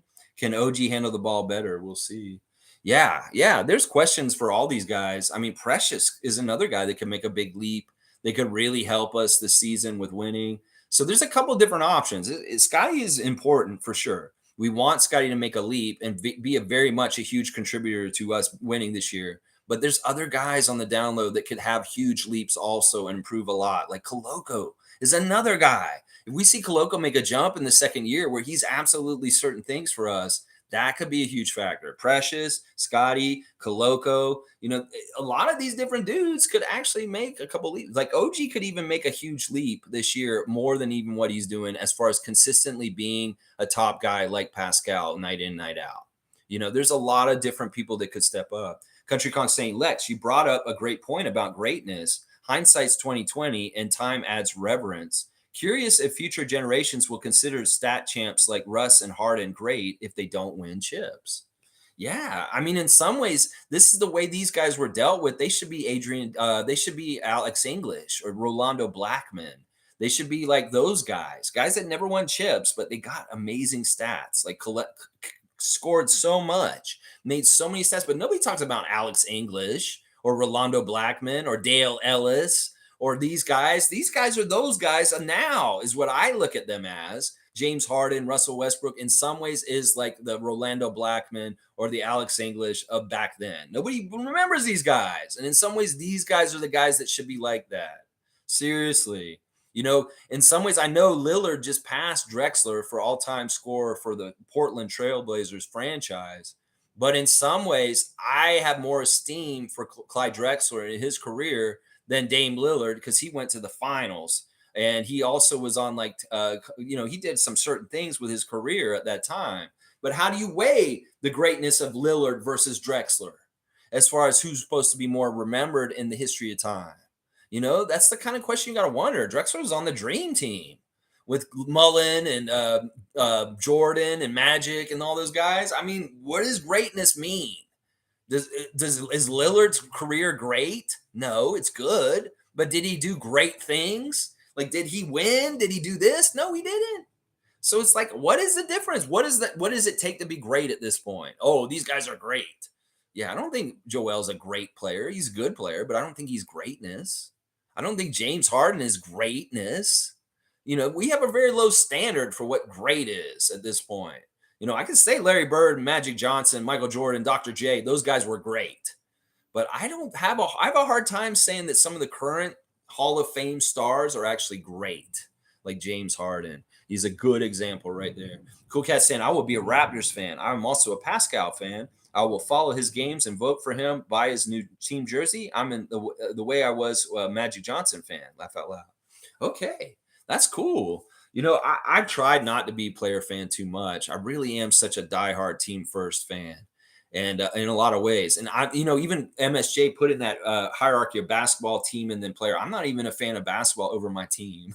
I hate the NBA compared to how much I love the Raptors, because I know the NBA in some ways is a fucked up body that like they play in, and it's not totally fair. And there's weird shit about the NBA that isn't right. So in some ways, I hate the NBA, but I absolutely love the Raptors. So it's kind of weird. My hierarchy doesn't put basketball over my team. It's like I love the Raptors more than I love the NBA. So it's kind of weird. It's a very weird situation. Infamous is saying, salute, freaks. Let's be honest. 99% of us in Fred's shoes would have made the same decision. Yeah. That's why we can't hate him. If you're in that situation, I think a lot of people would just make the same decision. I mean, you see that kind of money put in front of you. Yeah. Yeah. And Rich Paul's like saying, you got to do this, baller. Come on, man. This is why we've been doing for your whole life. This is to get to this point and do this. This moment is here. You got to take it. I know you love Toronto and you don't really want to leave, but you've got to say yes to this money, man. He's like, you're right, Rich. Oh, all right, here we go. There you go.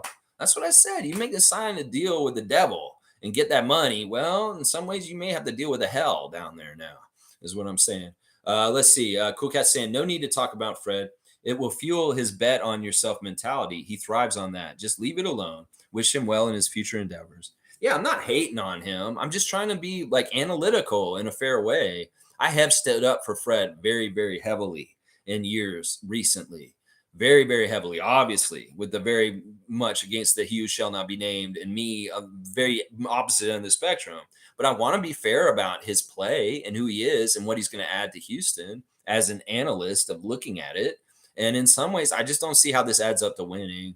It's true what Jake's take said. The Rockets have 4 of the worst shooters in the league now as 4 of their primary like usage players. So let's see how that works. We've seen how it works already with just Jabari and Jalen. Well, add Dillon Brooks and Fred to clank some more off the iron also.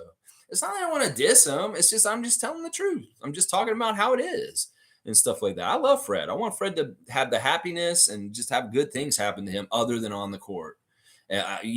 Overwhelmingly great marijuana, cannabis company with his brother, great things for his kids, great things for his wife, his mom, everybody. It's just on the court for the Rockets. No. Other than that, Wayne's saying Jeff has his future in his hands now, and it seems once he succeed, he will be compensated nicely.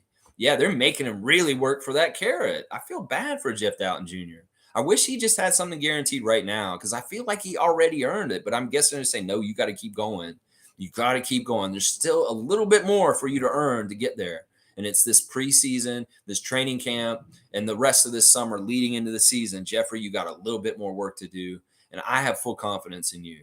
Unlike Justin Champagny last year, who missed Summer League and then missed a lot of training camp, I have a full confidence that Jeff Doughton Jr. will come into training camp and kill training camp in the preseason so well that it will be undeniable that man is the last roster spot in a full-fledged Raptor member of the team. And that is what I am seeing for Jeffrey Doughton Jr. very, very soon in the next couple months. Yeah. Cool Cat saying, I remember during the season, Fred VanVleet's partner went to Houston, and it crossed my mind if she was checking it out as a possible city. Bam, Fred VanVleet moved there, and at the end, courting Fred. Yeah, well, I mean, I don't know if that was really kind of all premeditated. I don't really think so. I really don't. I think that may have just been coincidence. I don't think it's actually was any kind of premeditation. In fact, the whole CBA rule change came so quickly, and that happened so quickly after it that they didn't know exactly how much the Houston was going to throw money at Fred up until like a week just before or just coming up. And when all the buzz started talking about it, Houston's going to give him so much money that the Raptors can't match. Well, then we knew the writing was on the wall. It's like, Fred, it's up to you. You can take less money and stay in Toronto, or you can take that big bag and go to Houston. We're not going to be able to compete with the money-wise, but you can stay loyal and keep, not have to go move your kids or do all this stuff. No, you would take the money. If you get that much money, you can pay the movers and you can deal with all that because you got enough money to deal with it. So I get it. Seymour saying Dallas is toxic. LA Clippers are toxic. Yeah, Clippers are toxic. The Lakers are always toxic. Washington looks like they're tanking already. Yeah. You know what? You just named, I could make the top 10 off of what y'all have said now. All right. We've added some more. The Lakers and the Clippers are always good toxic dens of toxicity, and the Wizards are a mess too. Yeah, the Wizards are always a mess. Now they don't have Porzingis. They got Jordan Poole. Kyle Kuzma's re-signed. He's so happy. Yeah, the Wizards will be weird this year. Country Kong saying, "Cool cat, that's true. I do enjoy seeing Embiid, Pascal, and Koloko gathering on the court to catch up after Raptors Sixers games. I like competition as much as the next guy, but camaraderie is important too. I mean, I think civil competition's important. Camaraderie is not absolutely essential. Like in some ways, I like Joakim Noah's old way of doing things. He hated everybody, and in some ways, he didn't want to be anybody's friend in the NBA. He was like that. He was a fresh kind of attitude around the NBA. Charles Barkley, the way he used to talk about the other players and stuff like that, and the way he wasn't friends with anybody on other teams. He was like, fuck all those guys. I have to go to war with them. In some ways, I like that mentality more than like the camaraderie thing. I get it. Be civil, be friendly, be polite.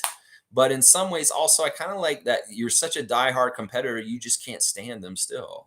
I get it. I get both sides. But Seymour saying Gobert, the mic grabber. Yeah, that was such a ridiculous time. 3 years ago, July 24th, 2020, we finally got to play after the Rudy Gobert microphone grab. Yeah, what a waste, man. A garbage man.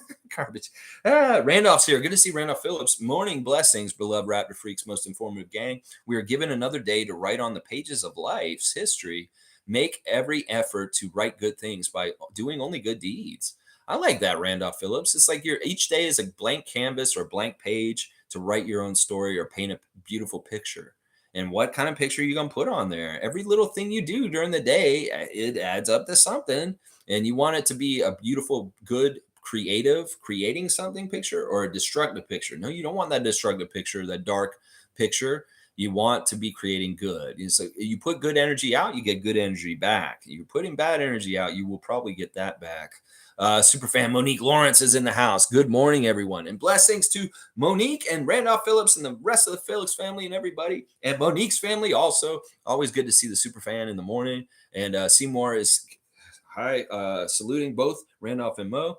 Mo saying, rely on Masai. I love it. I love it. And I'm all about it. As they intensify the criticisms of Masai Ujiri and Bobby Webster, we will intensify the love and the showering of thank you and respect for doing a good job considering all the parameters. Casuals do not understand the GM job, and they do not understand how it is fraught with failure and possibilities for stepping in and messing up. These guys are not like that, and they are fixing things and doing things right.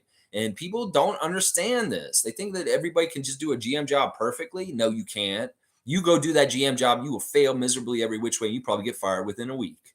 So that's what I'm saying. You casuals out there that think you know how to do things because the ESPN trade machine. Y'all have no idea how hard it is to be the team president of the Raptors or the GM of the Raptors. And if you were put in that position, you would not survive. You would not. So don't even try and tell Masai and Bobby how to do their jobs. That's right. Wayne Strainer saying, while in Tampa, I remember the Raptors beating Golden State by 50 plus points. That's right. We had our ups and downs. There were times if we were fully healthy, we were in Toronto in our own arena, we could have had a very successful season that year if there was no COVID pandemic and we weren't playing in Florida. That we could have, would have, could have, should have a lot on that season. We could have been way better that year if we were in our friendly confines and having our own home court. Nobody ever puts in that factor that we didn't have any kind of home court favoritism that whole entire season, that we didn't have a single home court favor. And we still did what we did that season. No wonder we lost so much. The fans would come to our home arena and cheer for the other team. There would be more Celtics fans in the Amalie Arena than Raptors fans, and they'd be cheering for Boston, even though it's supposed to be a Raptors home game.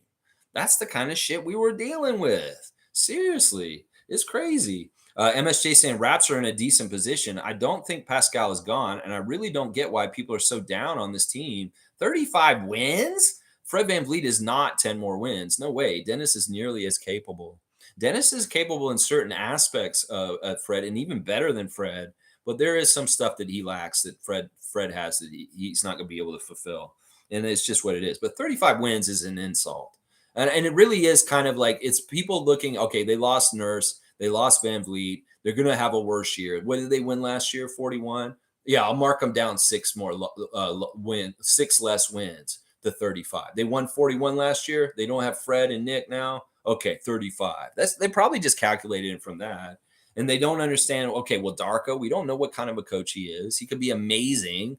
And the other things, we don't know how a factor of like Jakob Poeltl coming in for training camp and being with the team set up with a system right off the bat going into the season could be a very much a difference in us winning and losing this year also.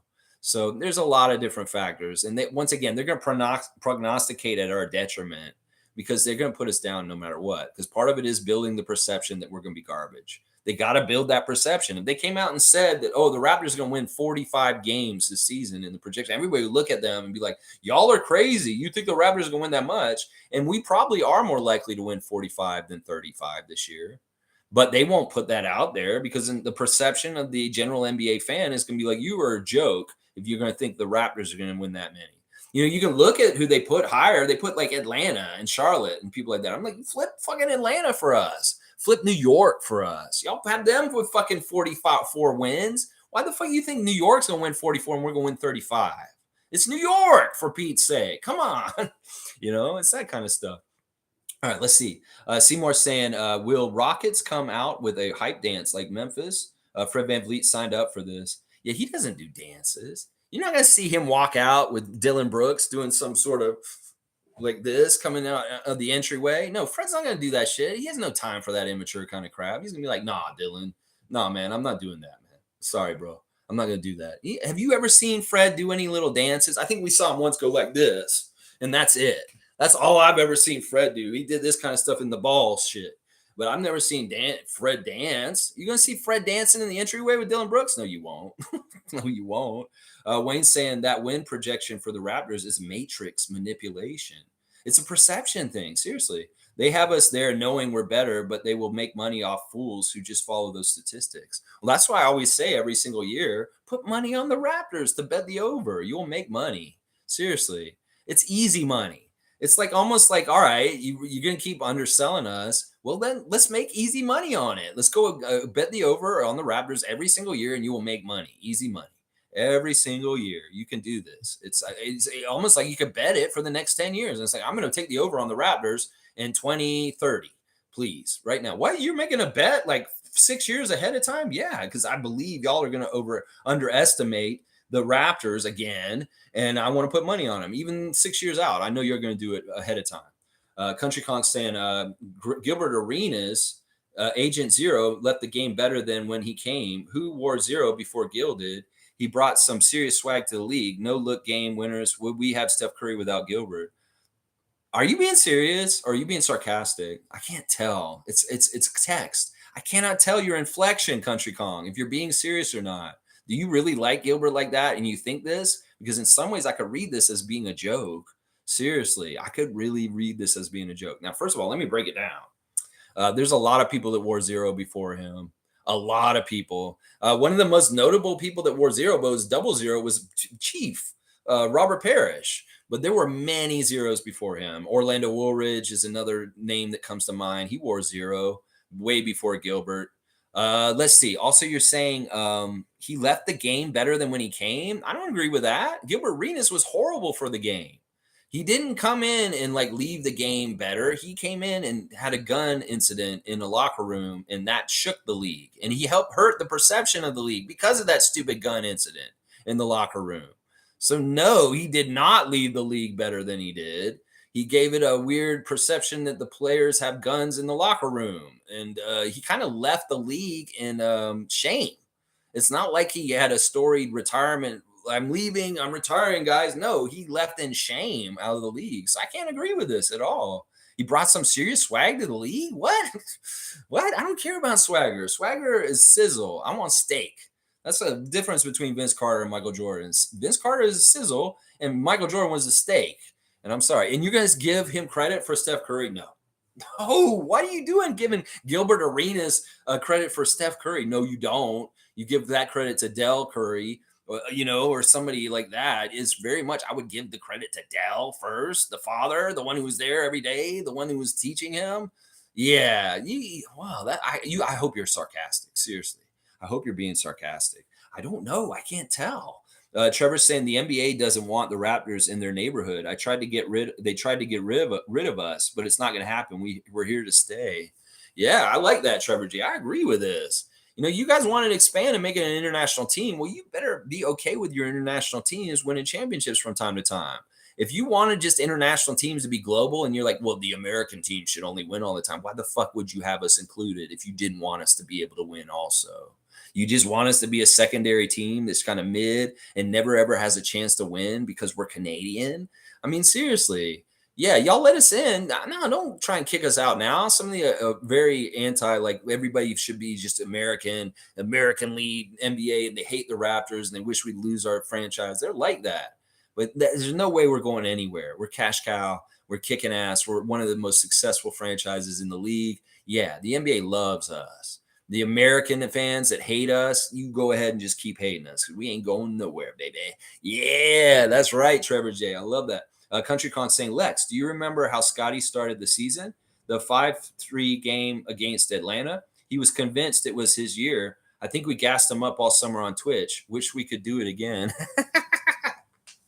I'm worried about that sometimes too. When we would be in those Twitch chat rooms with Scottie last summer, that we were so yes men to him and kissing his ass and pumping him up, like you said.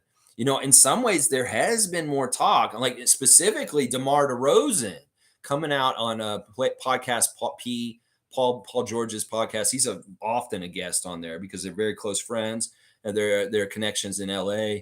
Paul George having DeMar on there, and DeMar had a message for the young players saying that y'all just don't get it. Y'all aren't doing this right. Y'all aren't working hard enough or long enough. He said, y'all will come in and do two hours of work in the morning and then go home and play video games all day, the rest of the day. And I think he's specifically talking about Scottie because honestly, that fits so well from last year with him.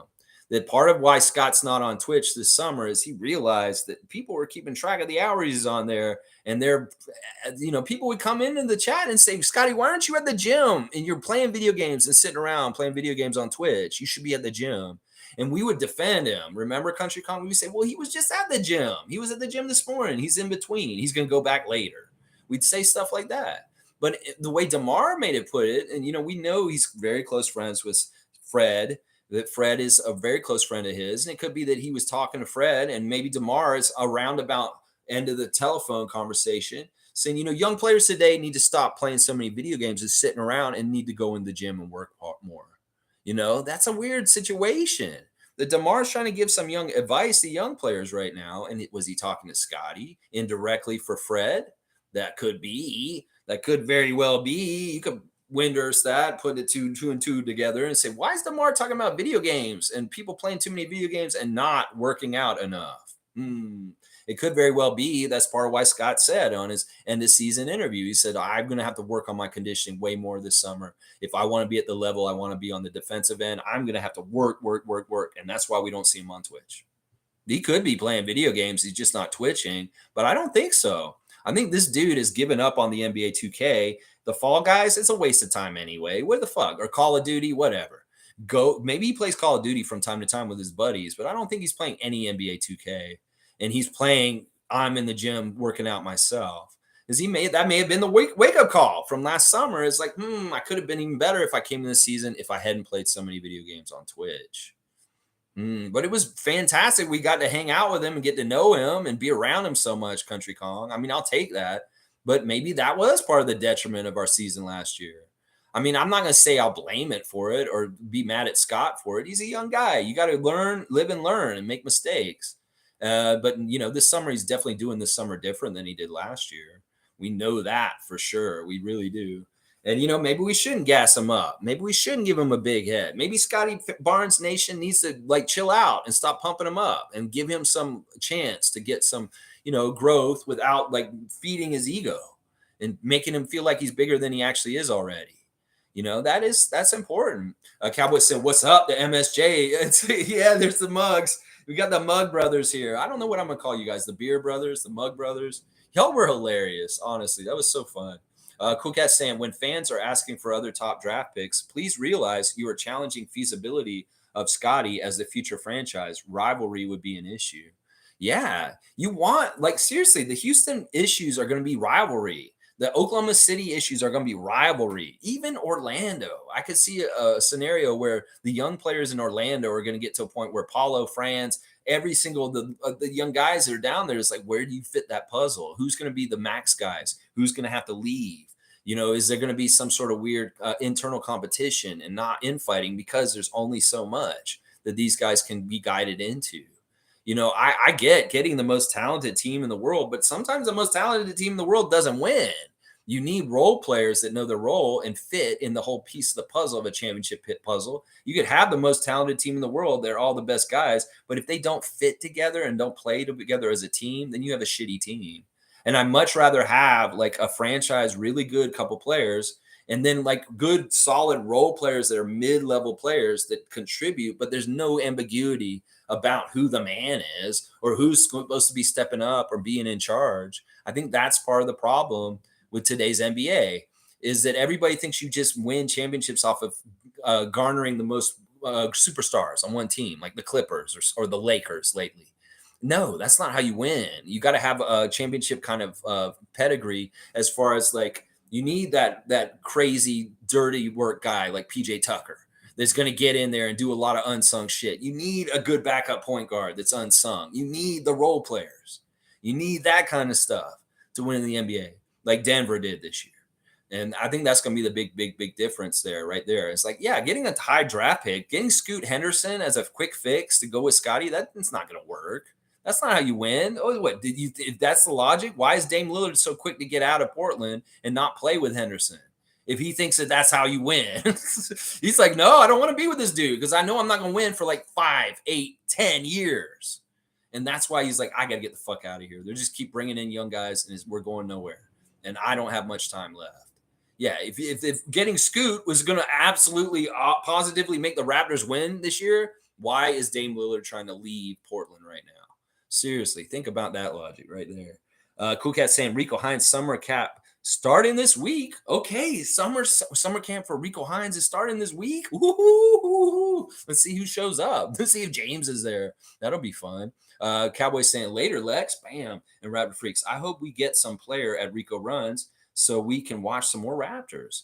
I'm pretty sure guys will be there. We know Siakam will be there. We know Pascal will be there for sure. I'm pretty sure Scottie will show up for that too. I think he had a lot of fun at Rico Hines Runs last year. So we'll have to see which Raptors show up and play and are there active. I'm pretty sure we won't be there in full effect like we were last year. But who knows? Maybe I'll be pleasantly surprised and be like, holy shit, there are like 13 of the Raptors at Rico Hines Runs against this year. We'll just have to see. We'll just have to see how it is. And of course, Rico now being a Sixers coach, but it is what it is. It's not definitely like it was last year where it felt like an extended Raptors training camp. That's what it felt like last year. Let's see. Iceman's predicting already. Raptors' entire team will be at the Rico Runs. All right, Iceman. We'll see if you're right. I'd like to see Grady Dick out there. That'd be fun to see him running Rico Hines. Mo's saying this game day today, Lex, good on you. Katie Heindel did a great piece on Marquise Noel for Yahoo. Go check it out. Let's go, Marquise. All kinds of good Raptors content coming out all the time. I like the stuff that's more on the players and not so much on the rumors and the speculation. You do a good piece on the players' personality and getting to know them better. I'm all about it, Katie Heindel. Thank you. Thank you for doing it that way. And thank you, Monique, for being here and being a part of the stream. The in-season tournament odds are pretty great. Raptors at number 2. Yeah, but that's no good. That's number 2 in our bracket, and only one gets through. We're in that bracket with the Bulls, the Magic, and the Celtics. And in that bracket, oh wait, there's another team with us too. I forget who is. Oh, the Nets. Yeah, those in that bracket, we're the second best team in that bracket, and we're projected to be the second best team because we had the second best record out of all those teams also. And the Celtics are projected to be number 1. Well, that's the thing. We got to do better than the Celtics, because only the top team will make it to Vegas for that in-season tournament and a wild card. So there's an option possibly to get in if we don't beat the Celtics. But that's the thing. It's exactly like the Summer League, Monique. We're going to play 4 teams, 4 random teams that we already know who they are. And if our record at the end of those 4 games is 4-0, we're probably going to Vegas. If our record is 3-1, we may have a chance to go to Vegas, but it's not as easy. So it really is. We got to win all 4 of those games when we play them, and it'll be very much like the summer league tournament that just ended. Is the format? It's the exact same format. They used the in-season tournament format for summer league this year. So that is what we got to do. We got to get a better record than we were 0-4 at summer league in that format, and we didn't get to the tournament that Cleveland won over Houston in the end. So that's what it's got to take. We got to beat Boston, Brooklyn, Chicago, and Orlando in those 4 tournament qualifier games that really mean a lot. They're going to be very interesting. Stargate saying Alex English was a bucket, yo. Larry Bird was quoted in saying he was one of the hardest guys to guard. Yeah, but does anybody talk about him? He is very important in the 80s. He was a prolific scorer. He scored the most points in the decade of the 80s out of any NBA player. There's nobody else in the entire league, not Jordan, not Bird, not Magic, not Dr. J, not Kareem. The person that scored the most total points for the decade of the 1980s is Alex English. But do they even talk about him at this point? No, they don't. And in some ways, that's the status that James Harden and Russell Westbrook should have in 30 years from now. That they should be forgotten about. Because if Alex English is forgotten about, he should damn for sure be talked about more as being great or good in the league than he is. But why isn't he? Well, because he didn't win anything. He wasn't high profile and all this stuff. That's the thing I don't like about today's players are not great. There's great players that aren't even great in the old era, like Alex English, that don't get shine. Nobody talks about Alex English. So why should we talk about James Harden in 30 years from now? Yeah, that's a good point right there. Infamous is saying, one of my biggest pet peeves is if people who look at basketball like an individual sport, teams win championships, not individuals. This is not tennis. That's exactly right. And that's one of the biggest problems with NBA fans that are toxic. They really look at the individual over the team. And that's part of where they manage from in their head. They really care about that one player and catering to them, like the Scottie fans have been doing in the last year. And that's no good. That's no good. You want what's good for the whole entire team because Scottie will get benefits from that more than like catering to just him. He wouldn't want that in the first place. He'd probably feel ashamed or weird if it was all just catered towards him, like the Scottie fans want, which is so crazy. This is so true. Basketball is a team sport. Stop acting like it's an individual superstar sport. Some of y'all NBA fans, y'all do not root for the sport the correct way in some ways. And it's really highlight culture, dunk culture, and ESPN highlight culture that has made this more like this. Seriously. Isaac saying he's got the 5 Raptors starting lineup. Pascal, OG, Scottie, Yak, and Dennis is great. Congratulations to Nick Nurse for the development team he's about to be coaching. Good luck finding 5 rookies you can give 40 minutes a game to. Yeah, I don't know if it's gonna be that bad for him. He's gonna have some good guys still lingering around. I mean, they matched Paul Reed's contract offer from Utah. They got Maxey still. You know, they did lose a lot of their bench depth though recently. They've lost a couple guys, but they've added new guys to come in, like Mo Bamba. They did keep Montrezl Harrell. So this is going to be a weird team. They're going to be a weird team. They're going to be bigger in some ways than they were last year. But also, I don't know. We're going to really see what happens with Harden. And also, PJ Tucker is a weird one on the down low. You know, he was with Harden at Rolling Loud, and he wasn't at Embiid's wedding either. So, PJ Tucker's on the down low, just like Harden, is a big question mark. And I know he's still with the Sixers, but if Harden leaves, how much longer is he there?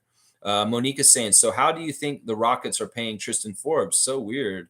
I saw that you said that this photographer guy, you're keeping track of where he is, so he went to the Rockets. Okay. I mean, this is really low level to keep track of, but good luck to Tristan Forbes, a photographer, with the Rockets. I have no idea. It may be that he just got a good offer. Maybe he's connected with Fred. It could very well be that he works with Fred. Maybe he's involved in Fred's production stuff, Fly Guy Productions or whatever. Maybe he's involved in that, and that's why he went. And he wants to continue to work with Fred specifically as an individual, and it was more important to him to work with Fred than with the Raptors, and that's why he's with Houston. I can only guess and speculate that might be why, Monique. Is Fred is the reason? Let's see. Eric Montross wore number 0 in 2002. Yeah. Arenas was around at that point, but there's guys that wore 0 in like the 60s and 70s. It's not like it was a new thing with Gilbert. In some ways, he's the most famous zero, Agent Zero, I guess. But in some ways, he's not. He's not the most famous zero in my book. There's other zeros that I think of more than him. Monique saying training camp begins next week, August 1st, Team Canada. All right, here's another subject I want to just touch on real quick, and I will try and wrap up things by 2 hours. They've announced this practice squad for Team USA in the States, and it's got people like there's all a bunch of the rookie guys that were around Scottie's rookie class, like Cade Cunningham and different people like that. And they're making light that Scottie's not involved in it, that he wasn't asked to be on this practice squad to scrimmage with Team USA getting ready for this tournament coming up. I don't think this is a slight to Scottie. In some ways, I look at the guys that were named to it. I'm like Peyton Pritchard. There's Quentin Grimes. It's like he is not him. And like these guys are going to be on this practice squad. I wouldn't take this as a slight, Scottie. In some ways, maybe you're like, yeah, I would have liked to go. It would have been fun, be around Cade and stuff like that, or my buddies. But also at the same time, don't waste your time with this. It's not like they're going to the Olympics or anything. They're just basically like practice dudes. They're not going to compete for the team over in Asia. You're just coming in to play practice with them. Don't waste your time with that. Yeah, I know in some ways it's high profile and it's like, oh, maybe it's a way that they're trying to slight you. And it's like, oh, Scottie didn't make the USA practice team. Who gives a shit? Seriously, look at the names on there. And like, well, did they really pick the best guys from around that age cohort? No. So it's like, whatever. Don't waste our time. It's good that he doesn't have to go there and deal with that. He could go do his own workouts and do other things like Rico Hines instead of messing around with that stupid stuff. I'm excited for Team Canada. I want to see Jordy get those guys together and get them running at the OVO Center. Yeah. And Iceman like Gerby is saying, who cares about the in-season tournament? It's just something that Silver is doing in order to try to justify his immense paycheck. It's beyond stupid. I completely disagree on this with you, Iceman like Urban. You know what? Listen, you and I, we agree on a lot of stuff, most stuff. But I disagree on this. I think it's really smart, and I think it's going to be really good for the NBA. It's going to be a home run ball. Like they're just going to knock it out of the park with this one, just like the play-in. The play-in tournament's been a huge success. It's been absolutely a great new endeavor that they've done, and the in-season tournament is going to be exactly the same. These going to give games in October and November more meaning. This game against the Celtics to qualify for the in-season tournament is going to be like a playoff game. It's going to be like the stakes are so freaking high, and we're going to see an intensity in early NBA season that's going to be so good for the game. Some people say that the NBA season is too long, and they don't even tune in until like after March Madness is over. So listen, you're going to get people that are going to tune in the fall just to see this new in-season tournament because these games will matter so much. There's not just a regular season game that goes into your regular season record, but this game qualifies you to possibly go in this. And you don't think the players are going to want an extra $500,000 to go for this? That's part of it too. Is like in some ways it's an incentive part of the basis. They want the players to be more motivated to try harder in games. They saw the black eye of the All-Star game and how useless and stupid it was. And they're really trying to innovate guys trying harder. Joe Dumars said during our summer league game that they were trying to get the refs to encourage guys to go all out. If you make an effort on the court, Tony Brothers is more likely to reward you with good calls. So this is part of them trying to light a fire under the players' asses and stop being so lazy during the season and looking at it as something that, oh, I don't need to worry about it. It's so long. Well, get some games that matter early and make them really care about it. And, this can be some prestige to winning this in-season tournament. Trust me. It's not going to be on the level of winning Larry O'Brien, but it is going to feel like something cool. And the teams that win it are going to celebrate it like it's a big deal. I mean, shit, we just saw the Cleveland Cavaliers celebrating Summer League championship rings. So you think they're going to celebrate this in-season tournament? They are. It's going to be a totally different feel and look, and it's going to be good. Watch. I'm fully predicting this is going to be a grand slam home run, and everybody's going to love it. Everybody's kind of detracting it right now. They just don't understand what it's going to do. It's going to be amazing. Seriously. If I'm wrong and you're right, and it does turn out to be a complete dud and it's stupid, I'll admit it and say, yeah, you were right, Iceman. But I really don't think that's going to happen. I think the chances of that happening are very slim. that if you're a competitor and you have something new to compete for, these guys are going to get up for this. They're truly going to get up for this. So I respectfully disagree. We'll see who's right. Country Kong saying on Gilbert, we'll have to disagree to disagree. Okay, so you weren't being sarcastic. All right, good. I'm glad that, all right, you were just being honest. Okay. I know he had a controversial end. People remember the best thing you did and the worst thing you did. Would NBA be better if he never played? W Stream. Thank you, Country Kong. I believe it. I don't know. In some ways, he was an asshole. Like, seriously, he wasn't a good pro. He really wasn't. He had heirs to him that he didn't really earn. In some ways, he's a precursor of today's NBA athlete. His attitude and the way he went about things is more prevalent in guys. If he was like that kind of a standard bearer, I don't like that. He was part of the reason why the league got worse. So in some ways, this is making it even worse. You're kind of pointing it out. Listen, sure, they're going to remember the good and bad things, but I don't even remember the good things about him. Can you tell me what the good things were about him? So he was like one of the top scorers in the league for a few years, but did he do anything of importance in the NBA, really? Like, if we're going to get back to this whole thing about team versus individual and it's a team sport that we're just talking about, did Gilbert really actually do anything in importance in the NBA other than score a bunch of baskets in his own name? No, he never won. He was a bad teammate. He was a cancer around the locker room. He was not a good dude to have on your team. I mean, you can have warm, fuzzy feelings about him if you liked him as a player, but I don't agree with this. I don't hold Arenas in that kind of esteem. I just can't. Monique saying, W Stream, Lex, keep at it. Good times are approaching. Go Raptors. I love that. Monique has an optimistic point of view that we're coming into good times, and I love that. I'm totally with it. Wayne saying that tournament will be a huge success. It's going to depend on the depth of the bench. 500,000 each on each lineup. I think they're going to get each $500,000 each. So looking, that's going to be like, all right, the main guys. Okay, yeah, sure, $500,000 is great. That's the bonus that Thad Young would have got last year if he had gotten to 60 certain games. But the guys at the end of the bench, the guys like Jeff Dowtin Jr. or Ron Harper Jr. that get that bonus themselves, that's a big payday for a G League two-way contract. Seriously, that may be more than you make the whole year if you get that $500,000 for being on the winning in-season tournament team. They all get $500,000. It's not just one guy. Each one on the team gets it. That's the crazy thing. The payout is $500,000 each. It's not to spread among the whole team. They each get $500,000. Fiercely saying, I just wish none of our players get injured on that tournament. Value the Larry O'Brien more. Well, what if I told you this? They're just regular season games. They're all going to count towards the regular season, and they're not frivolous. They might as well just be regular season games. Injuries are going to happen either way. Injuries can happen at any time. Knock on wood. I hope that none of them happen to the Raptors or anything in any kind of way, anytime from today until forever, for sure. But it's not that these games are, the intensity may be up more and there may be more of a proclivity to get injured because the intensity is up for these games. I don't know. But I wouldn't worry about this any more than any other regular season game worries about injuries, Fiercy.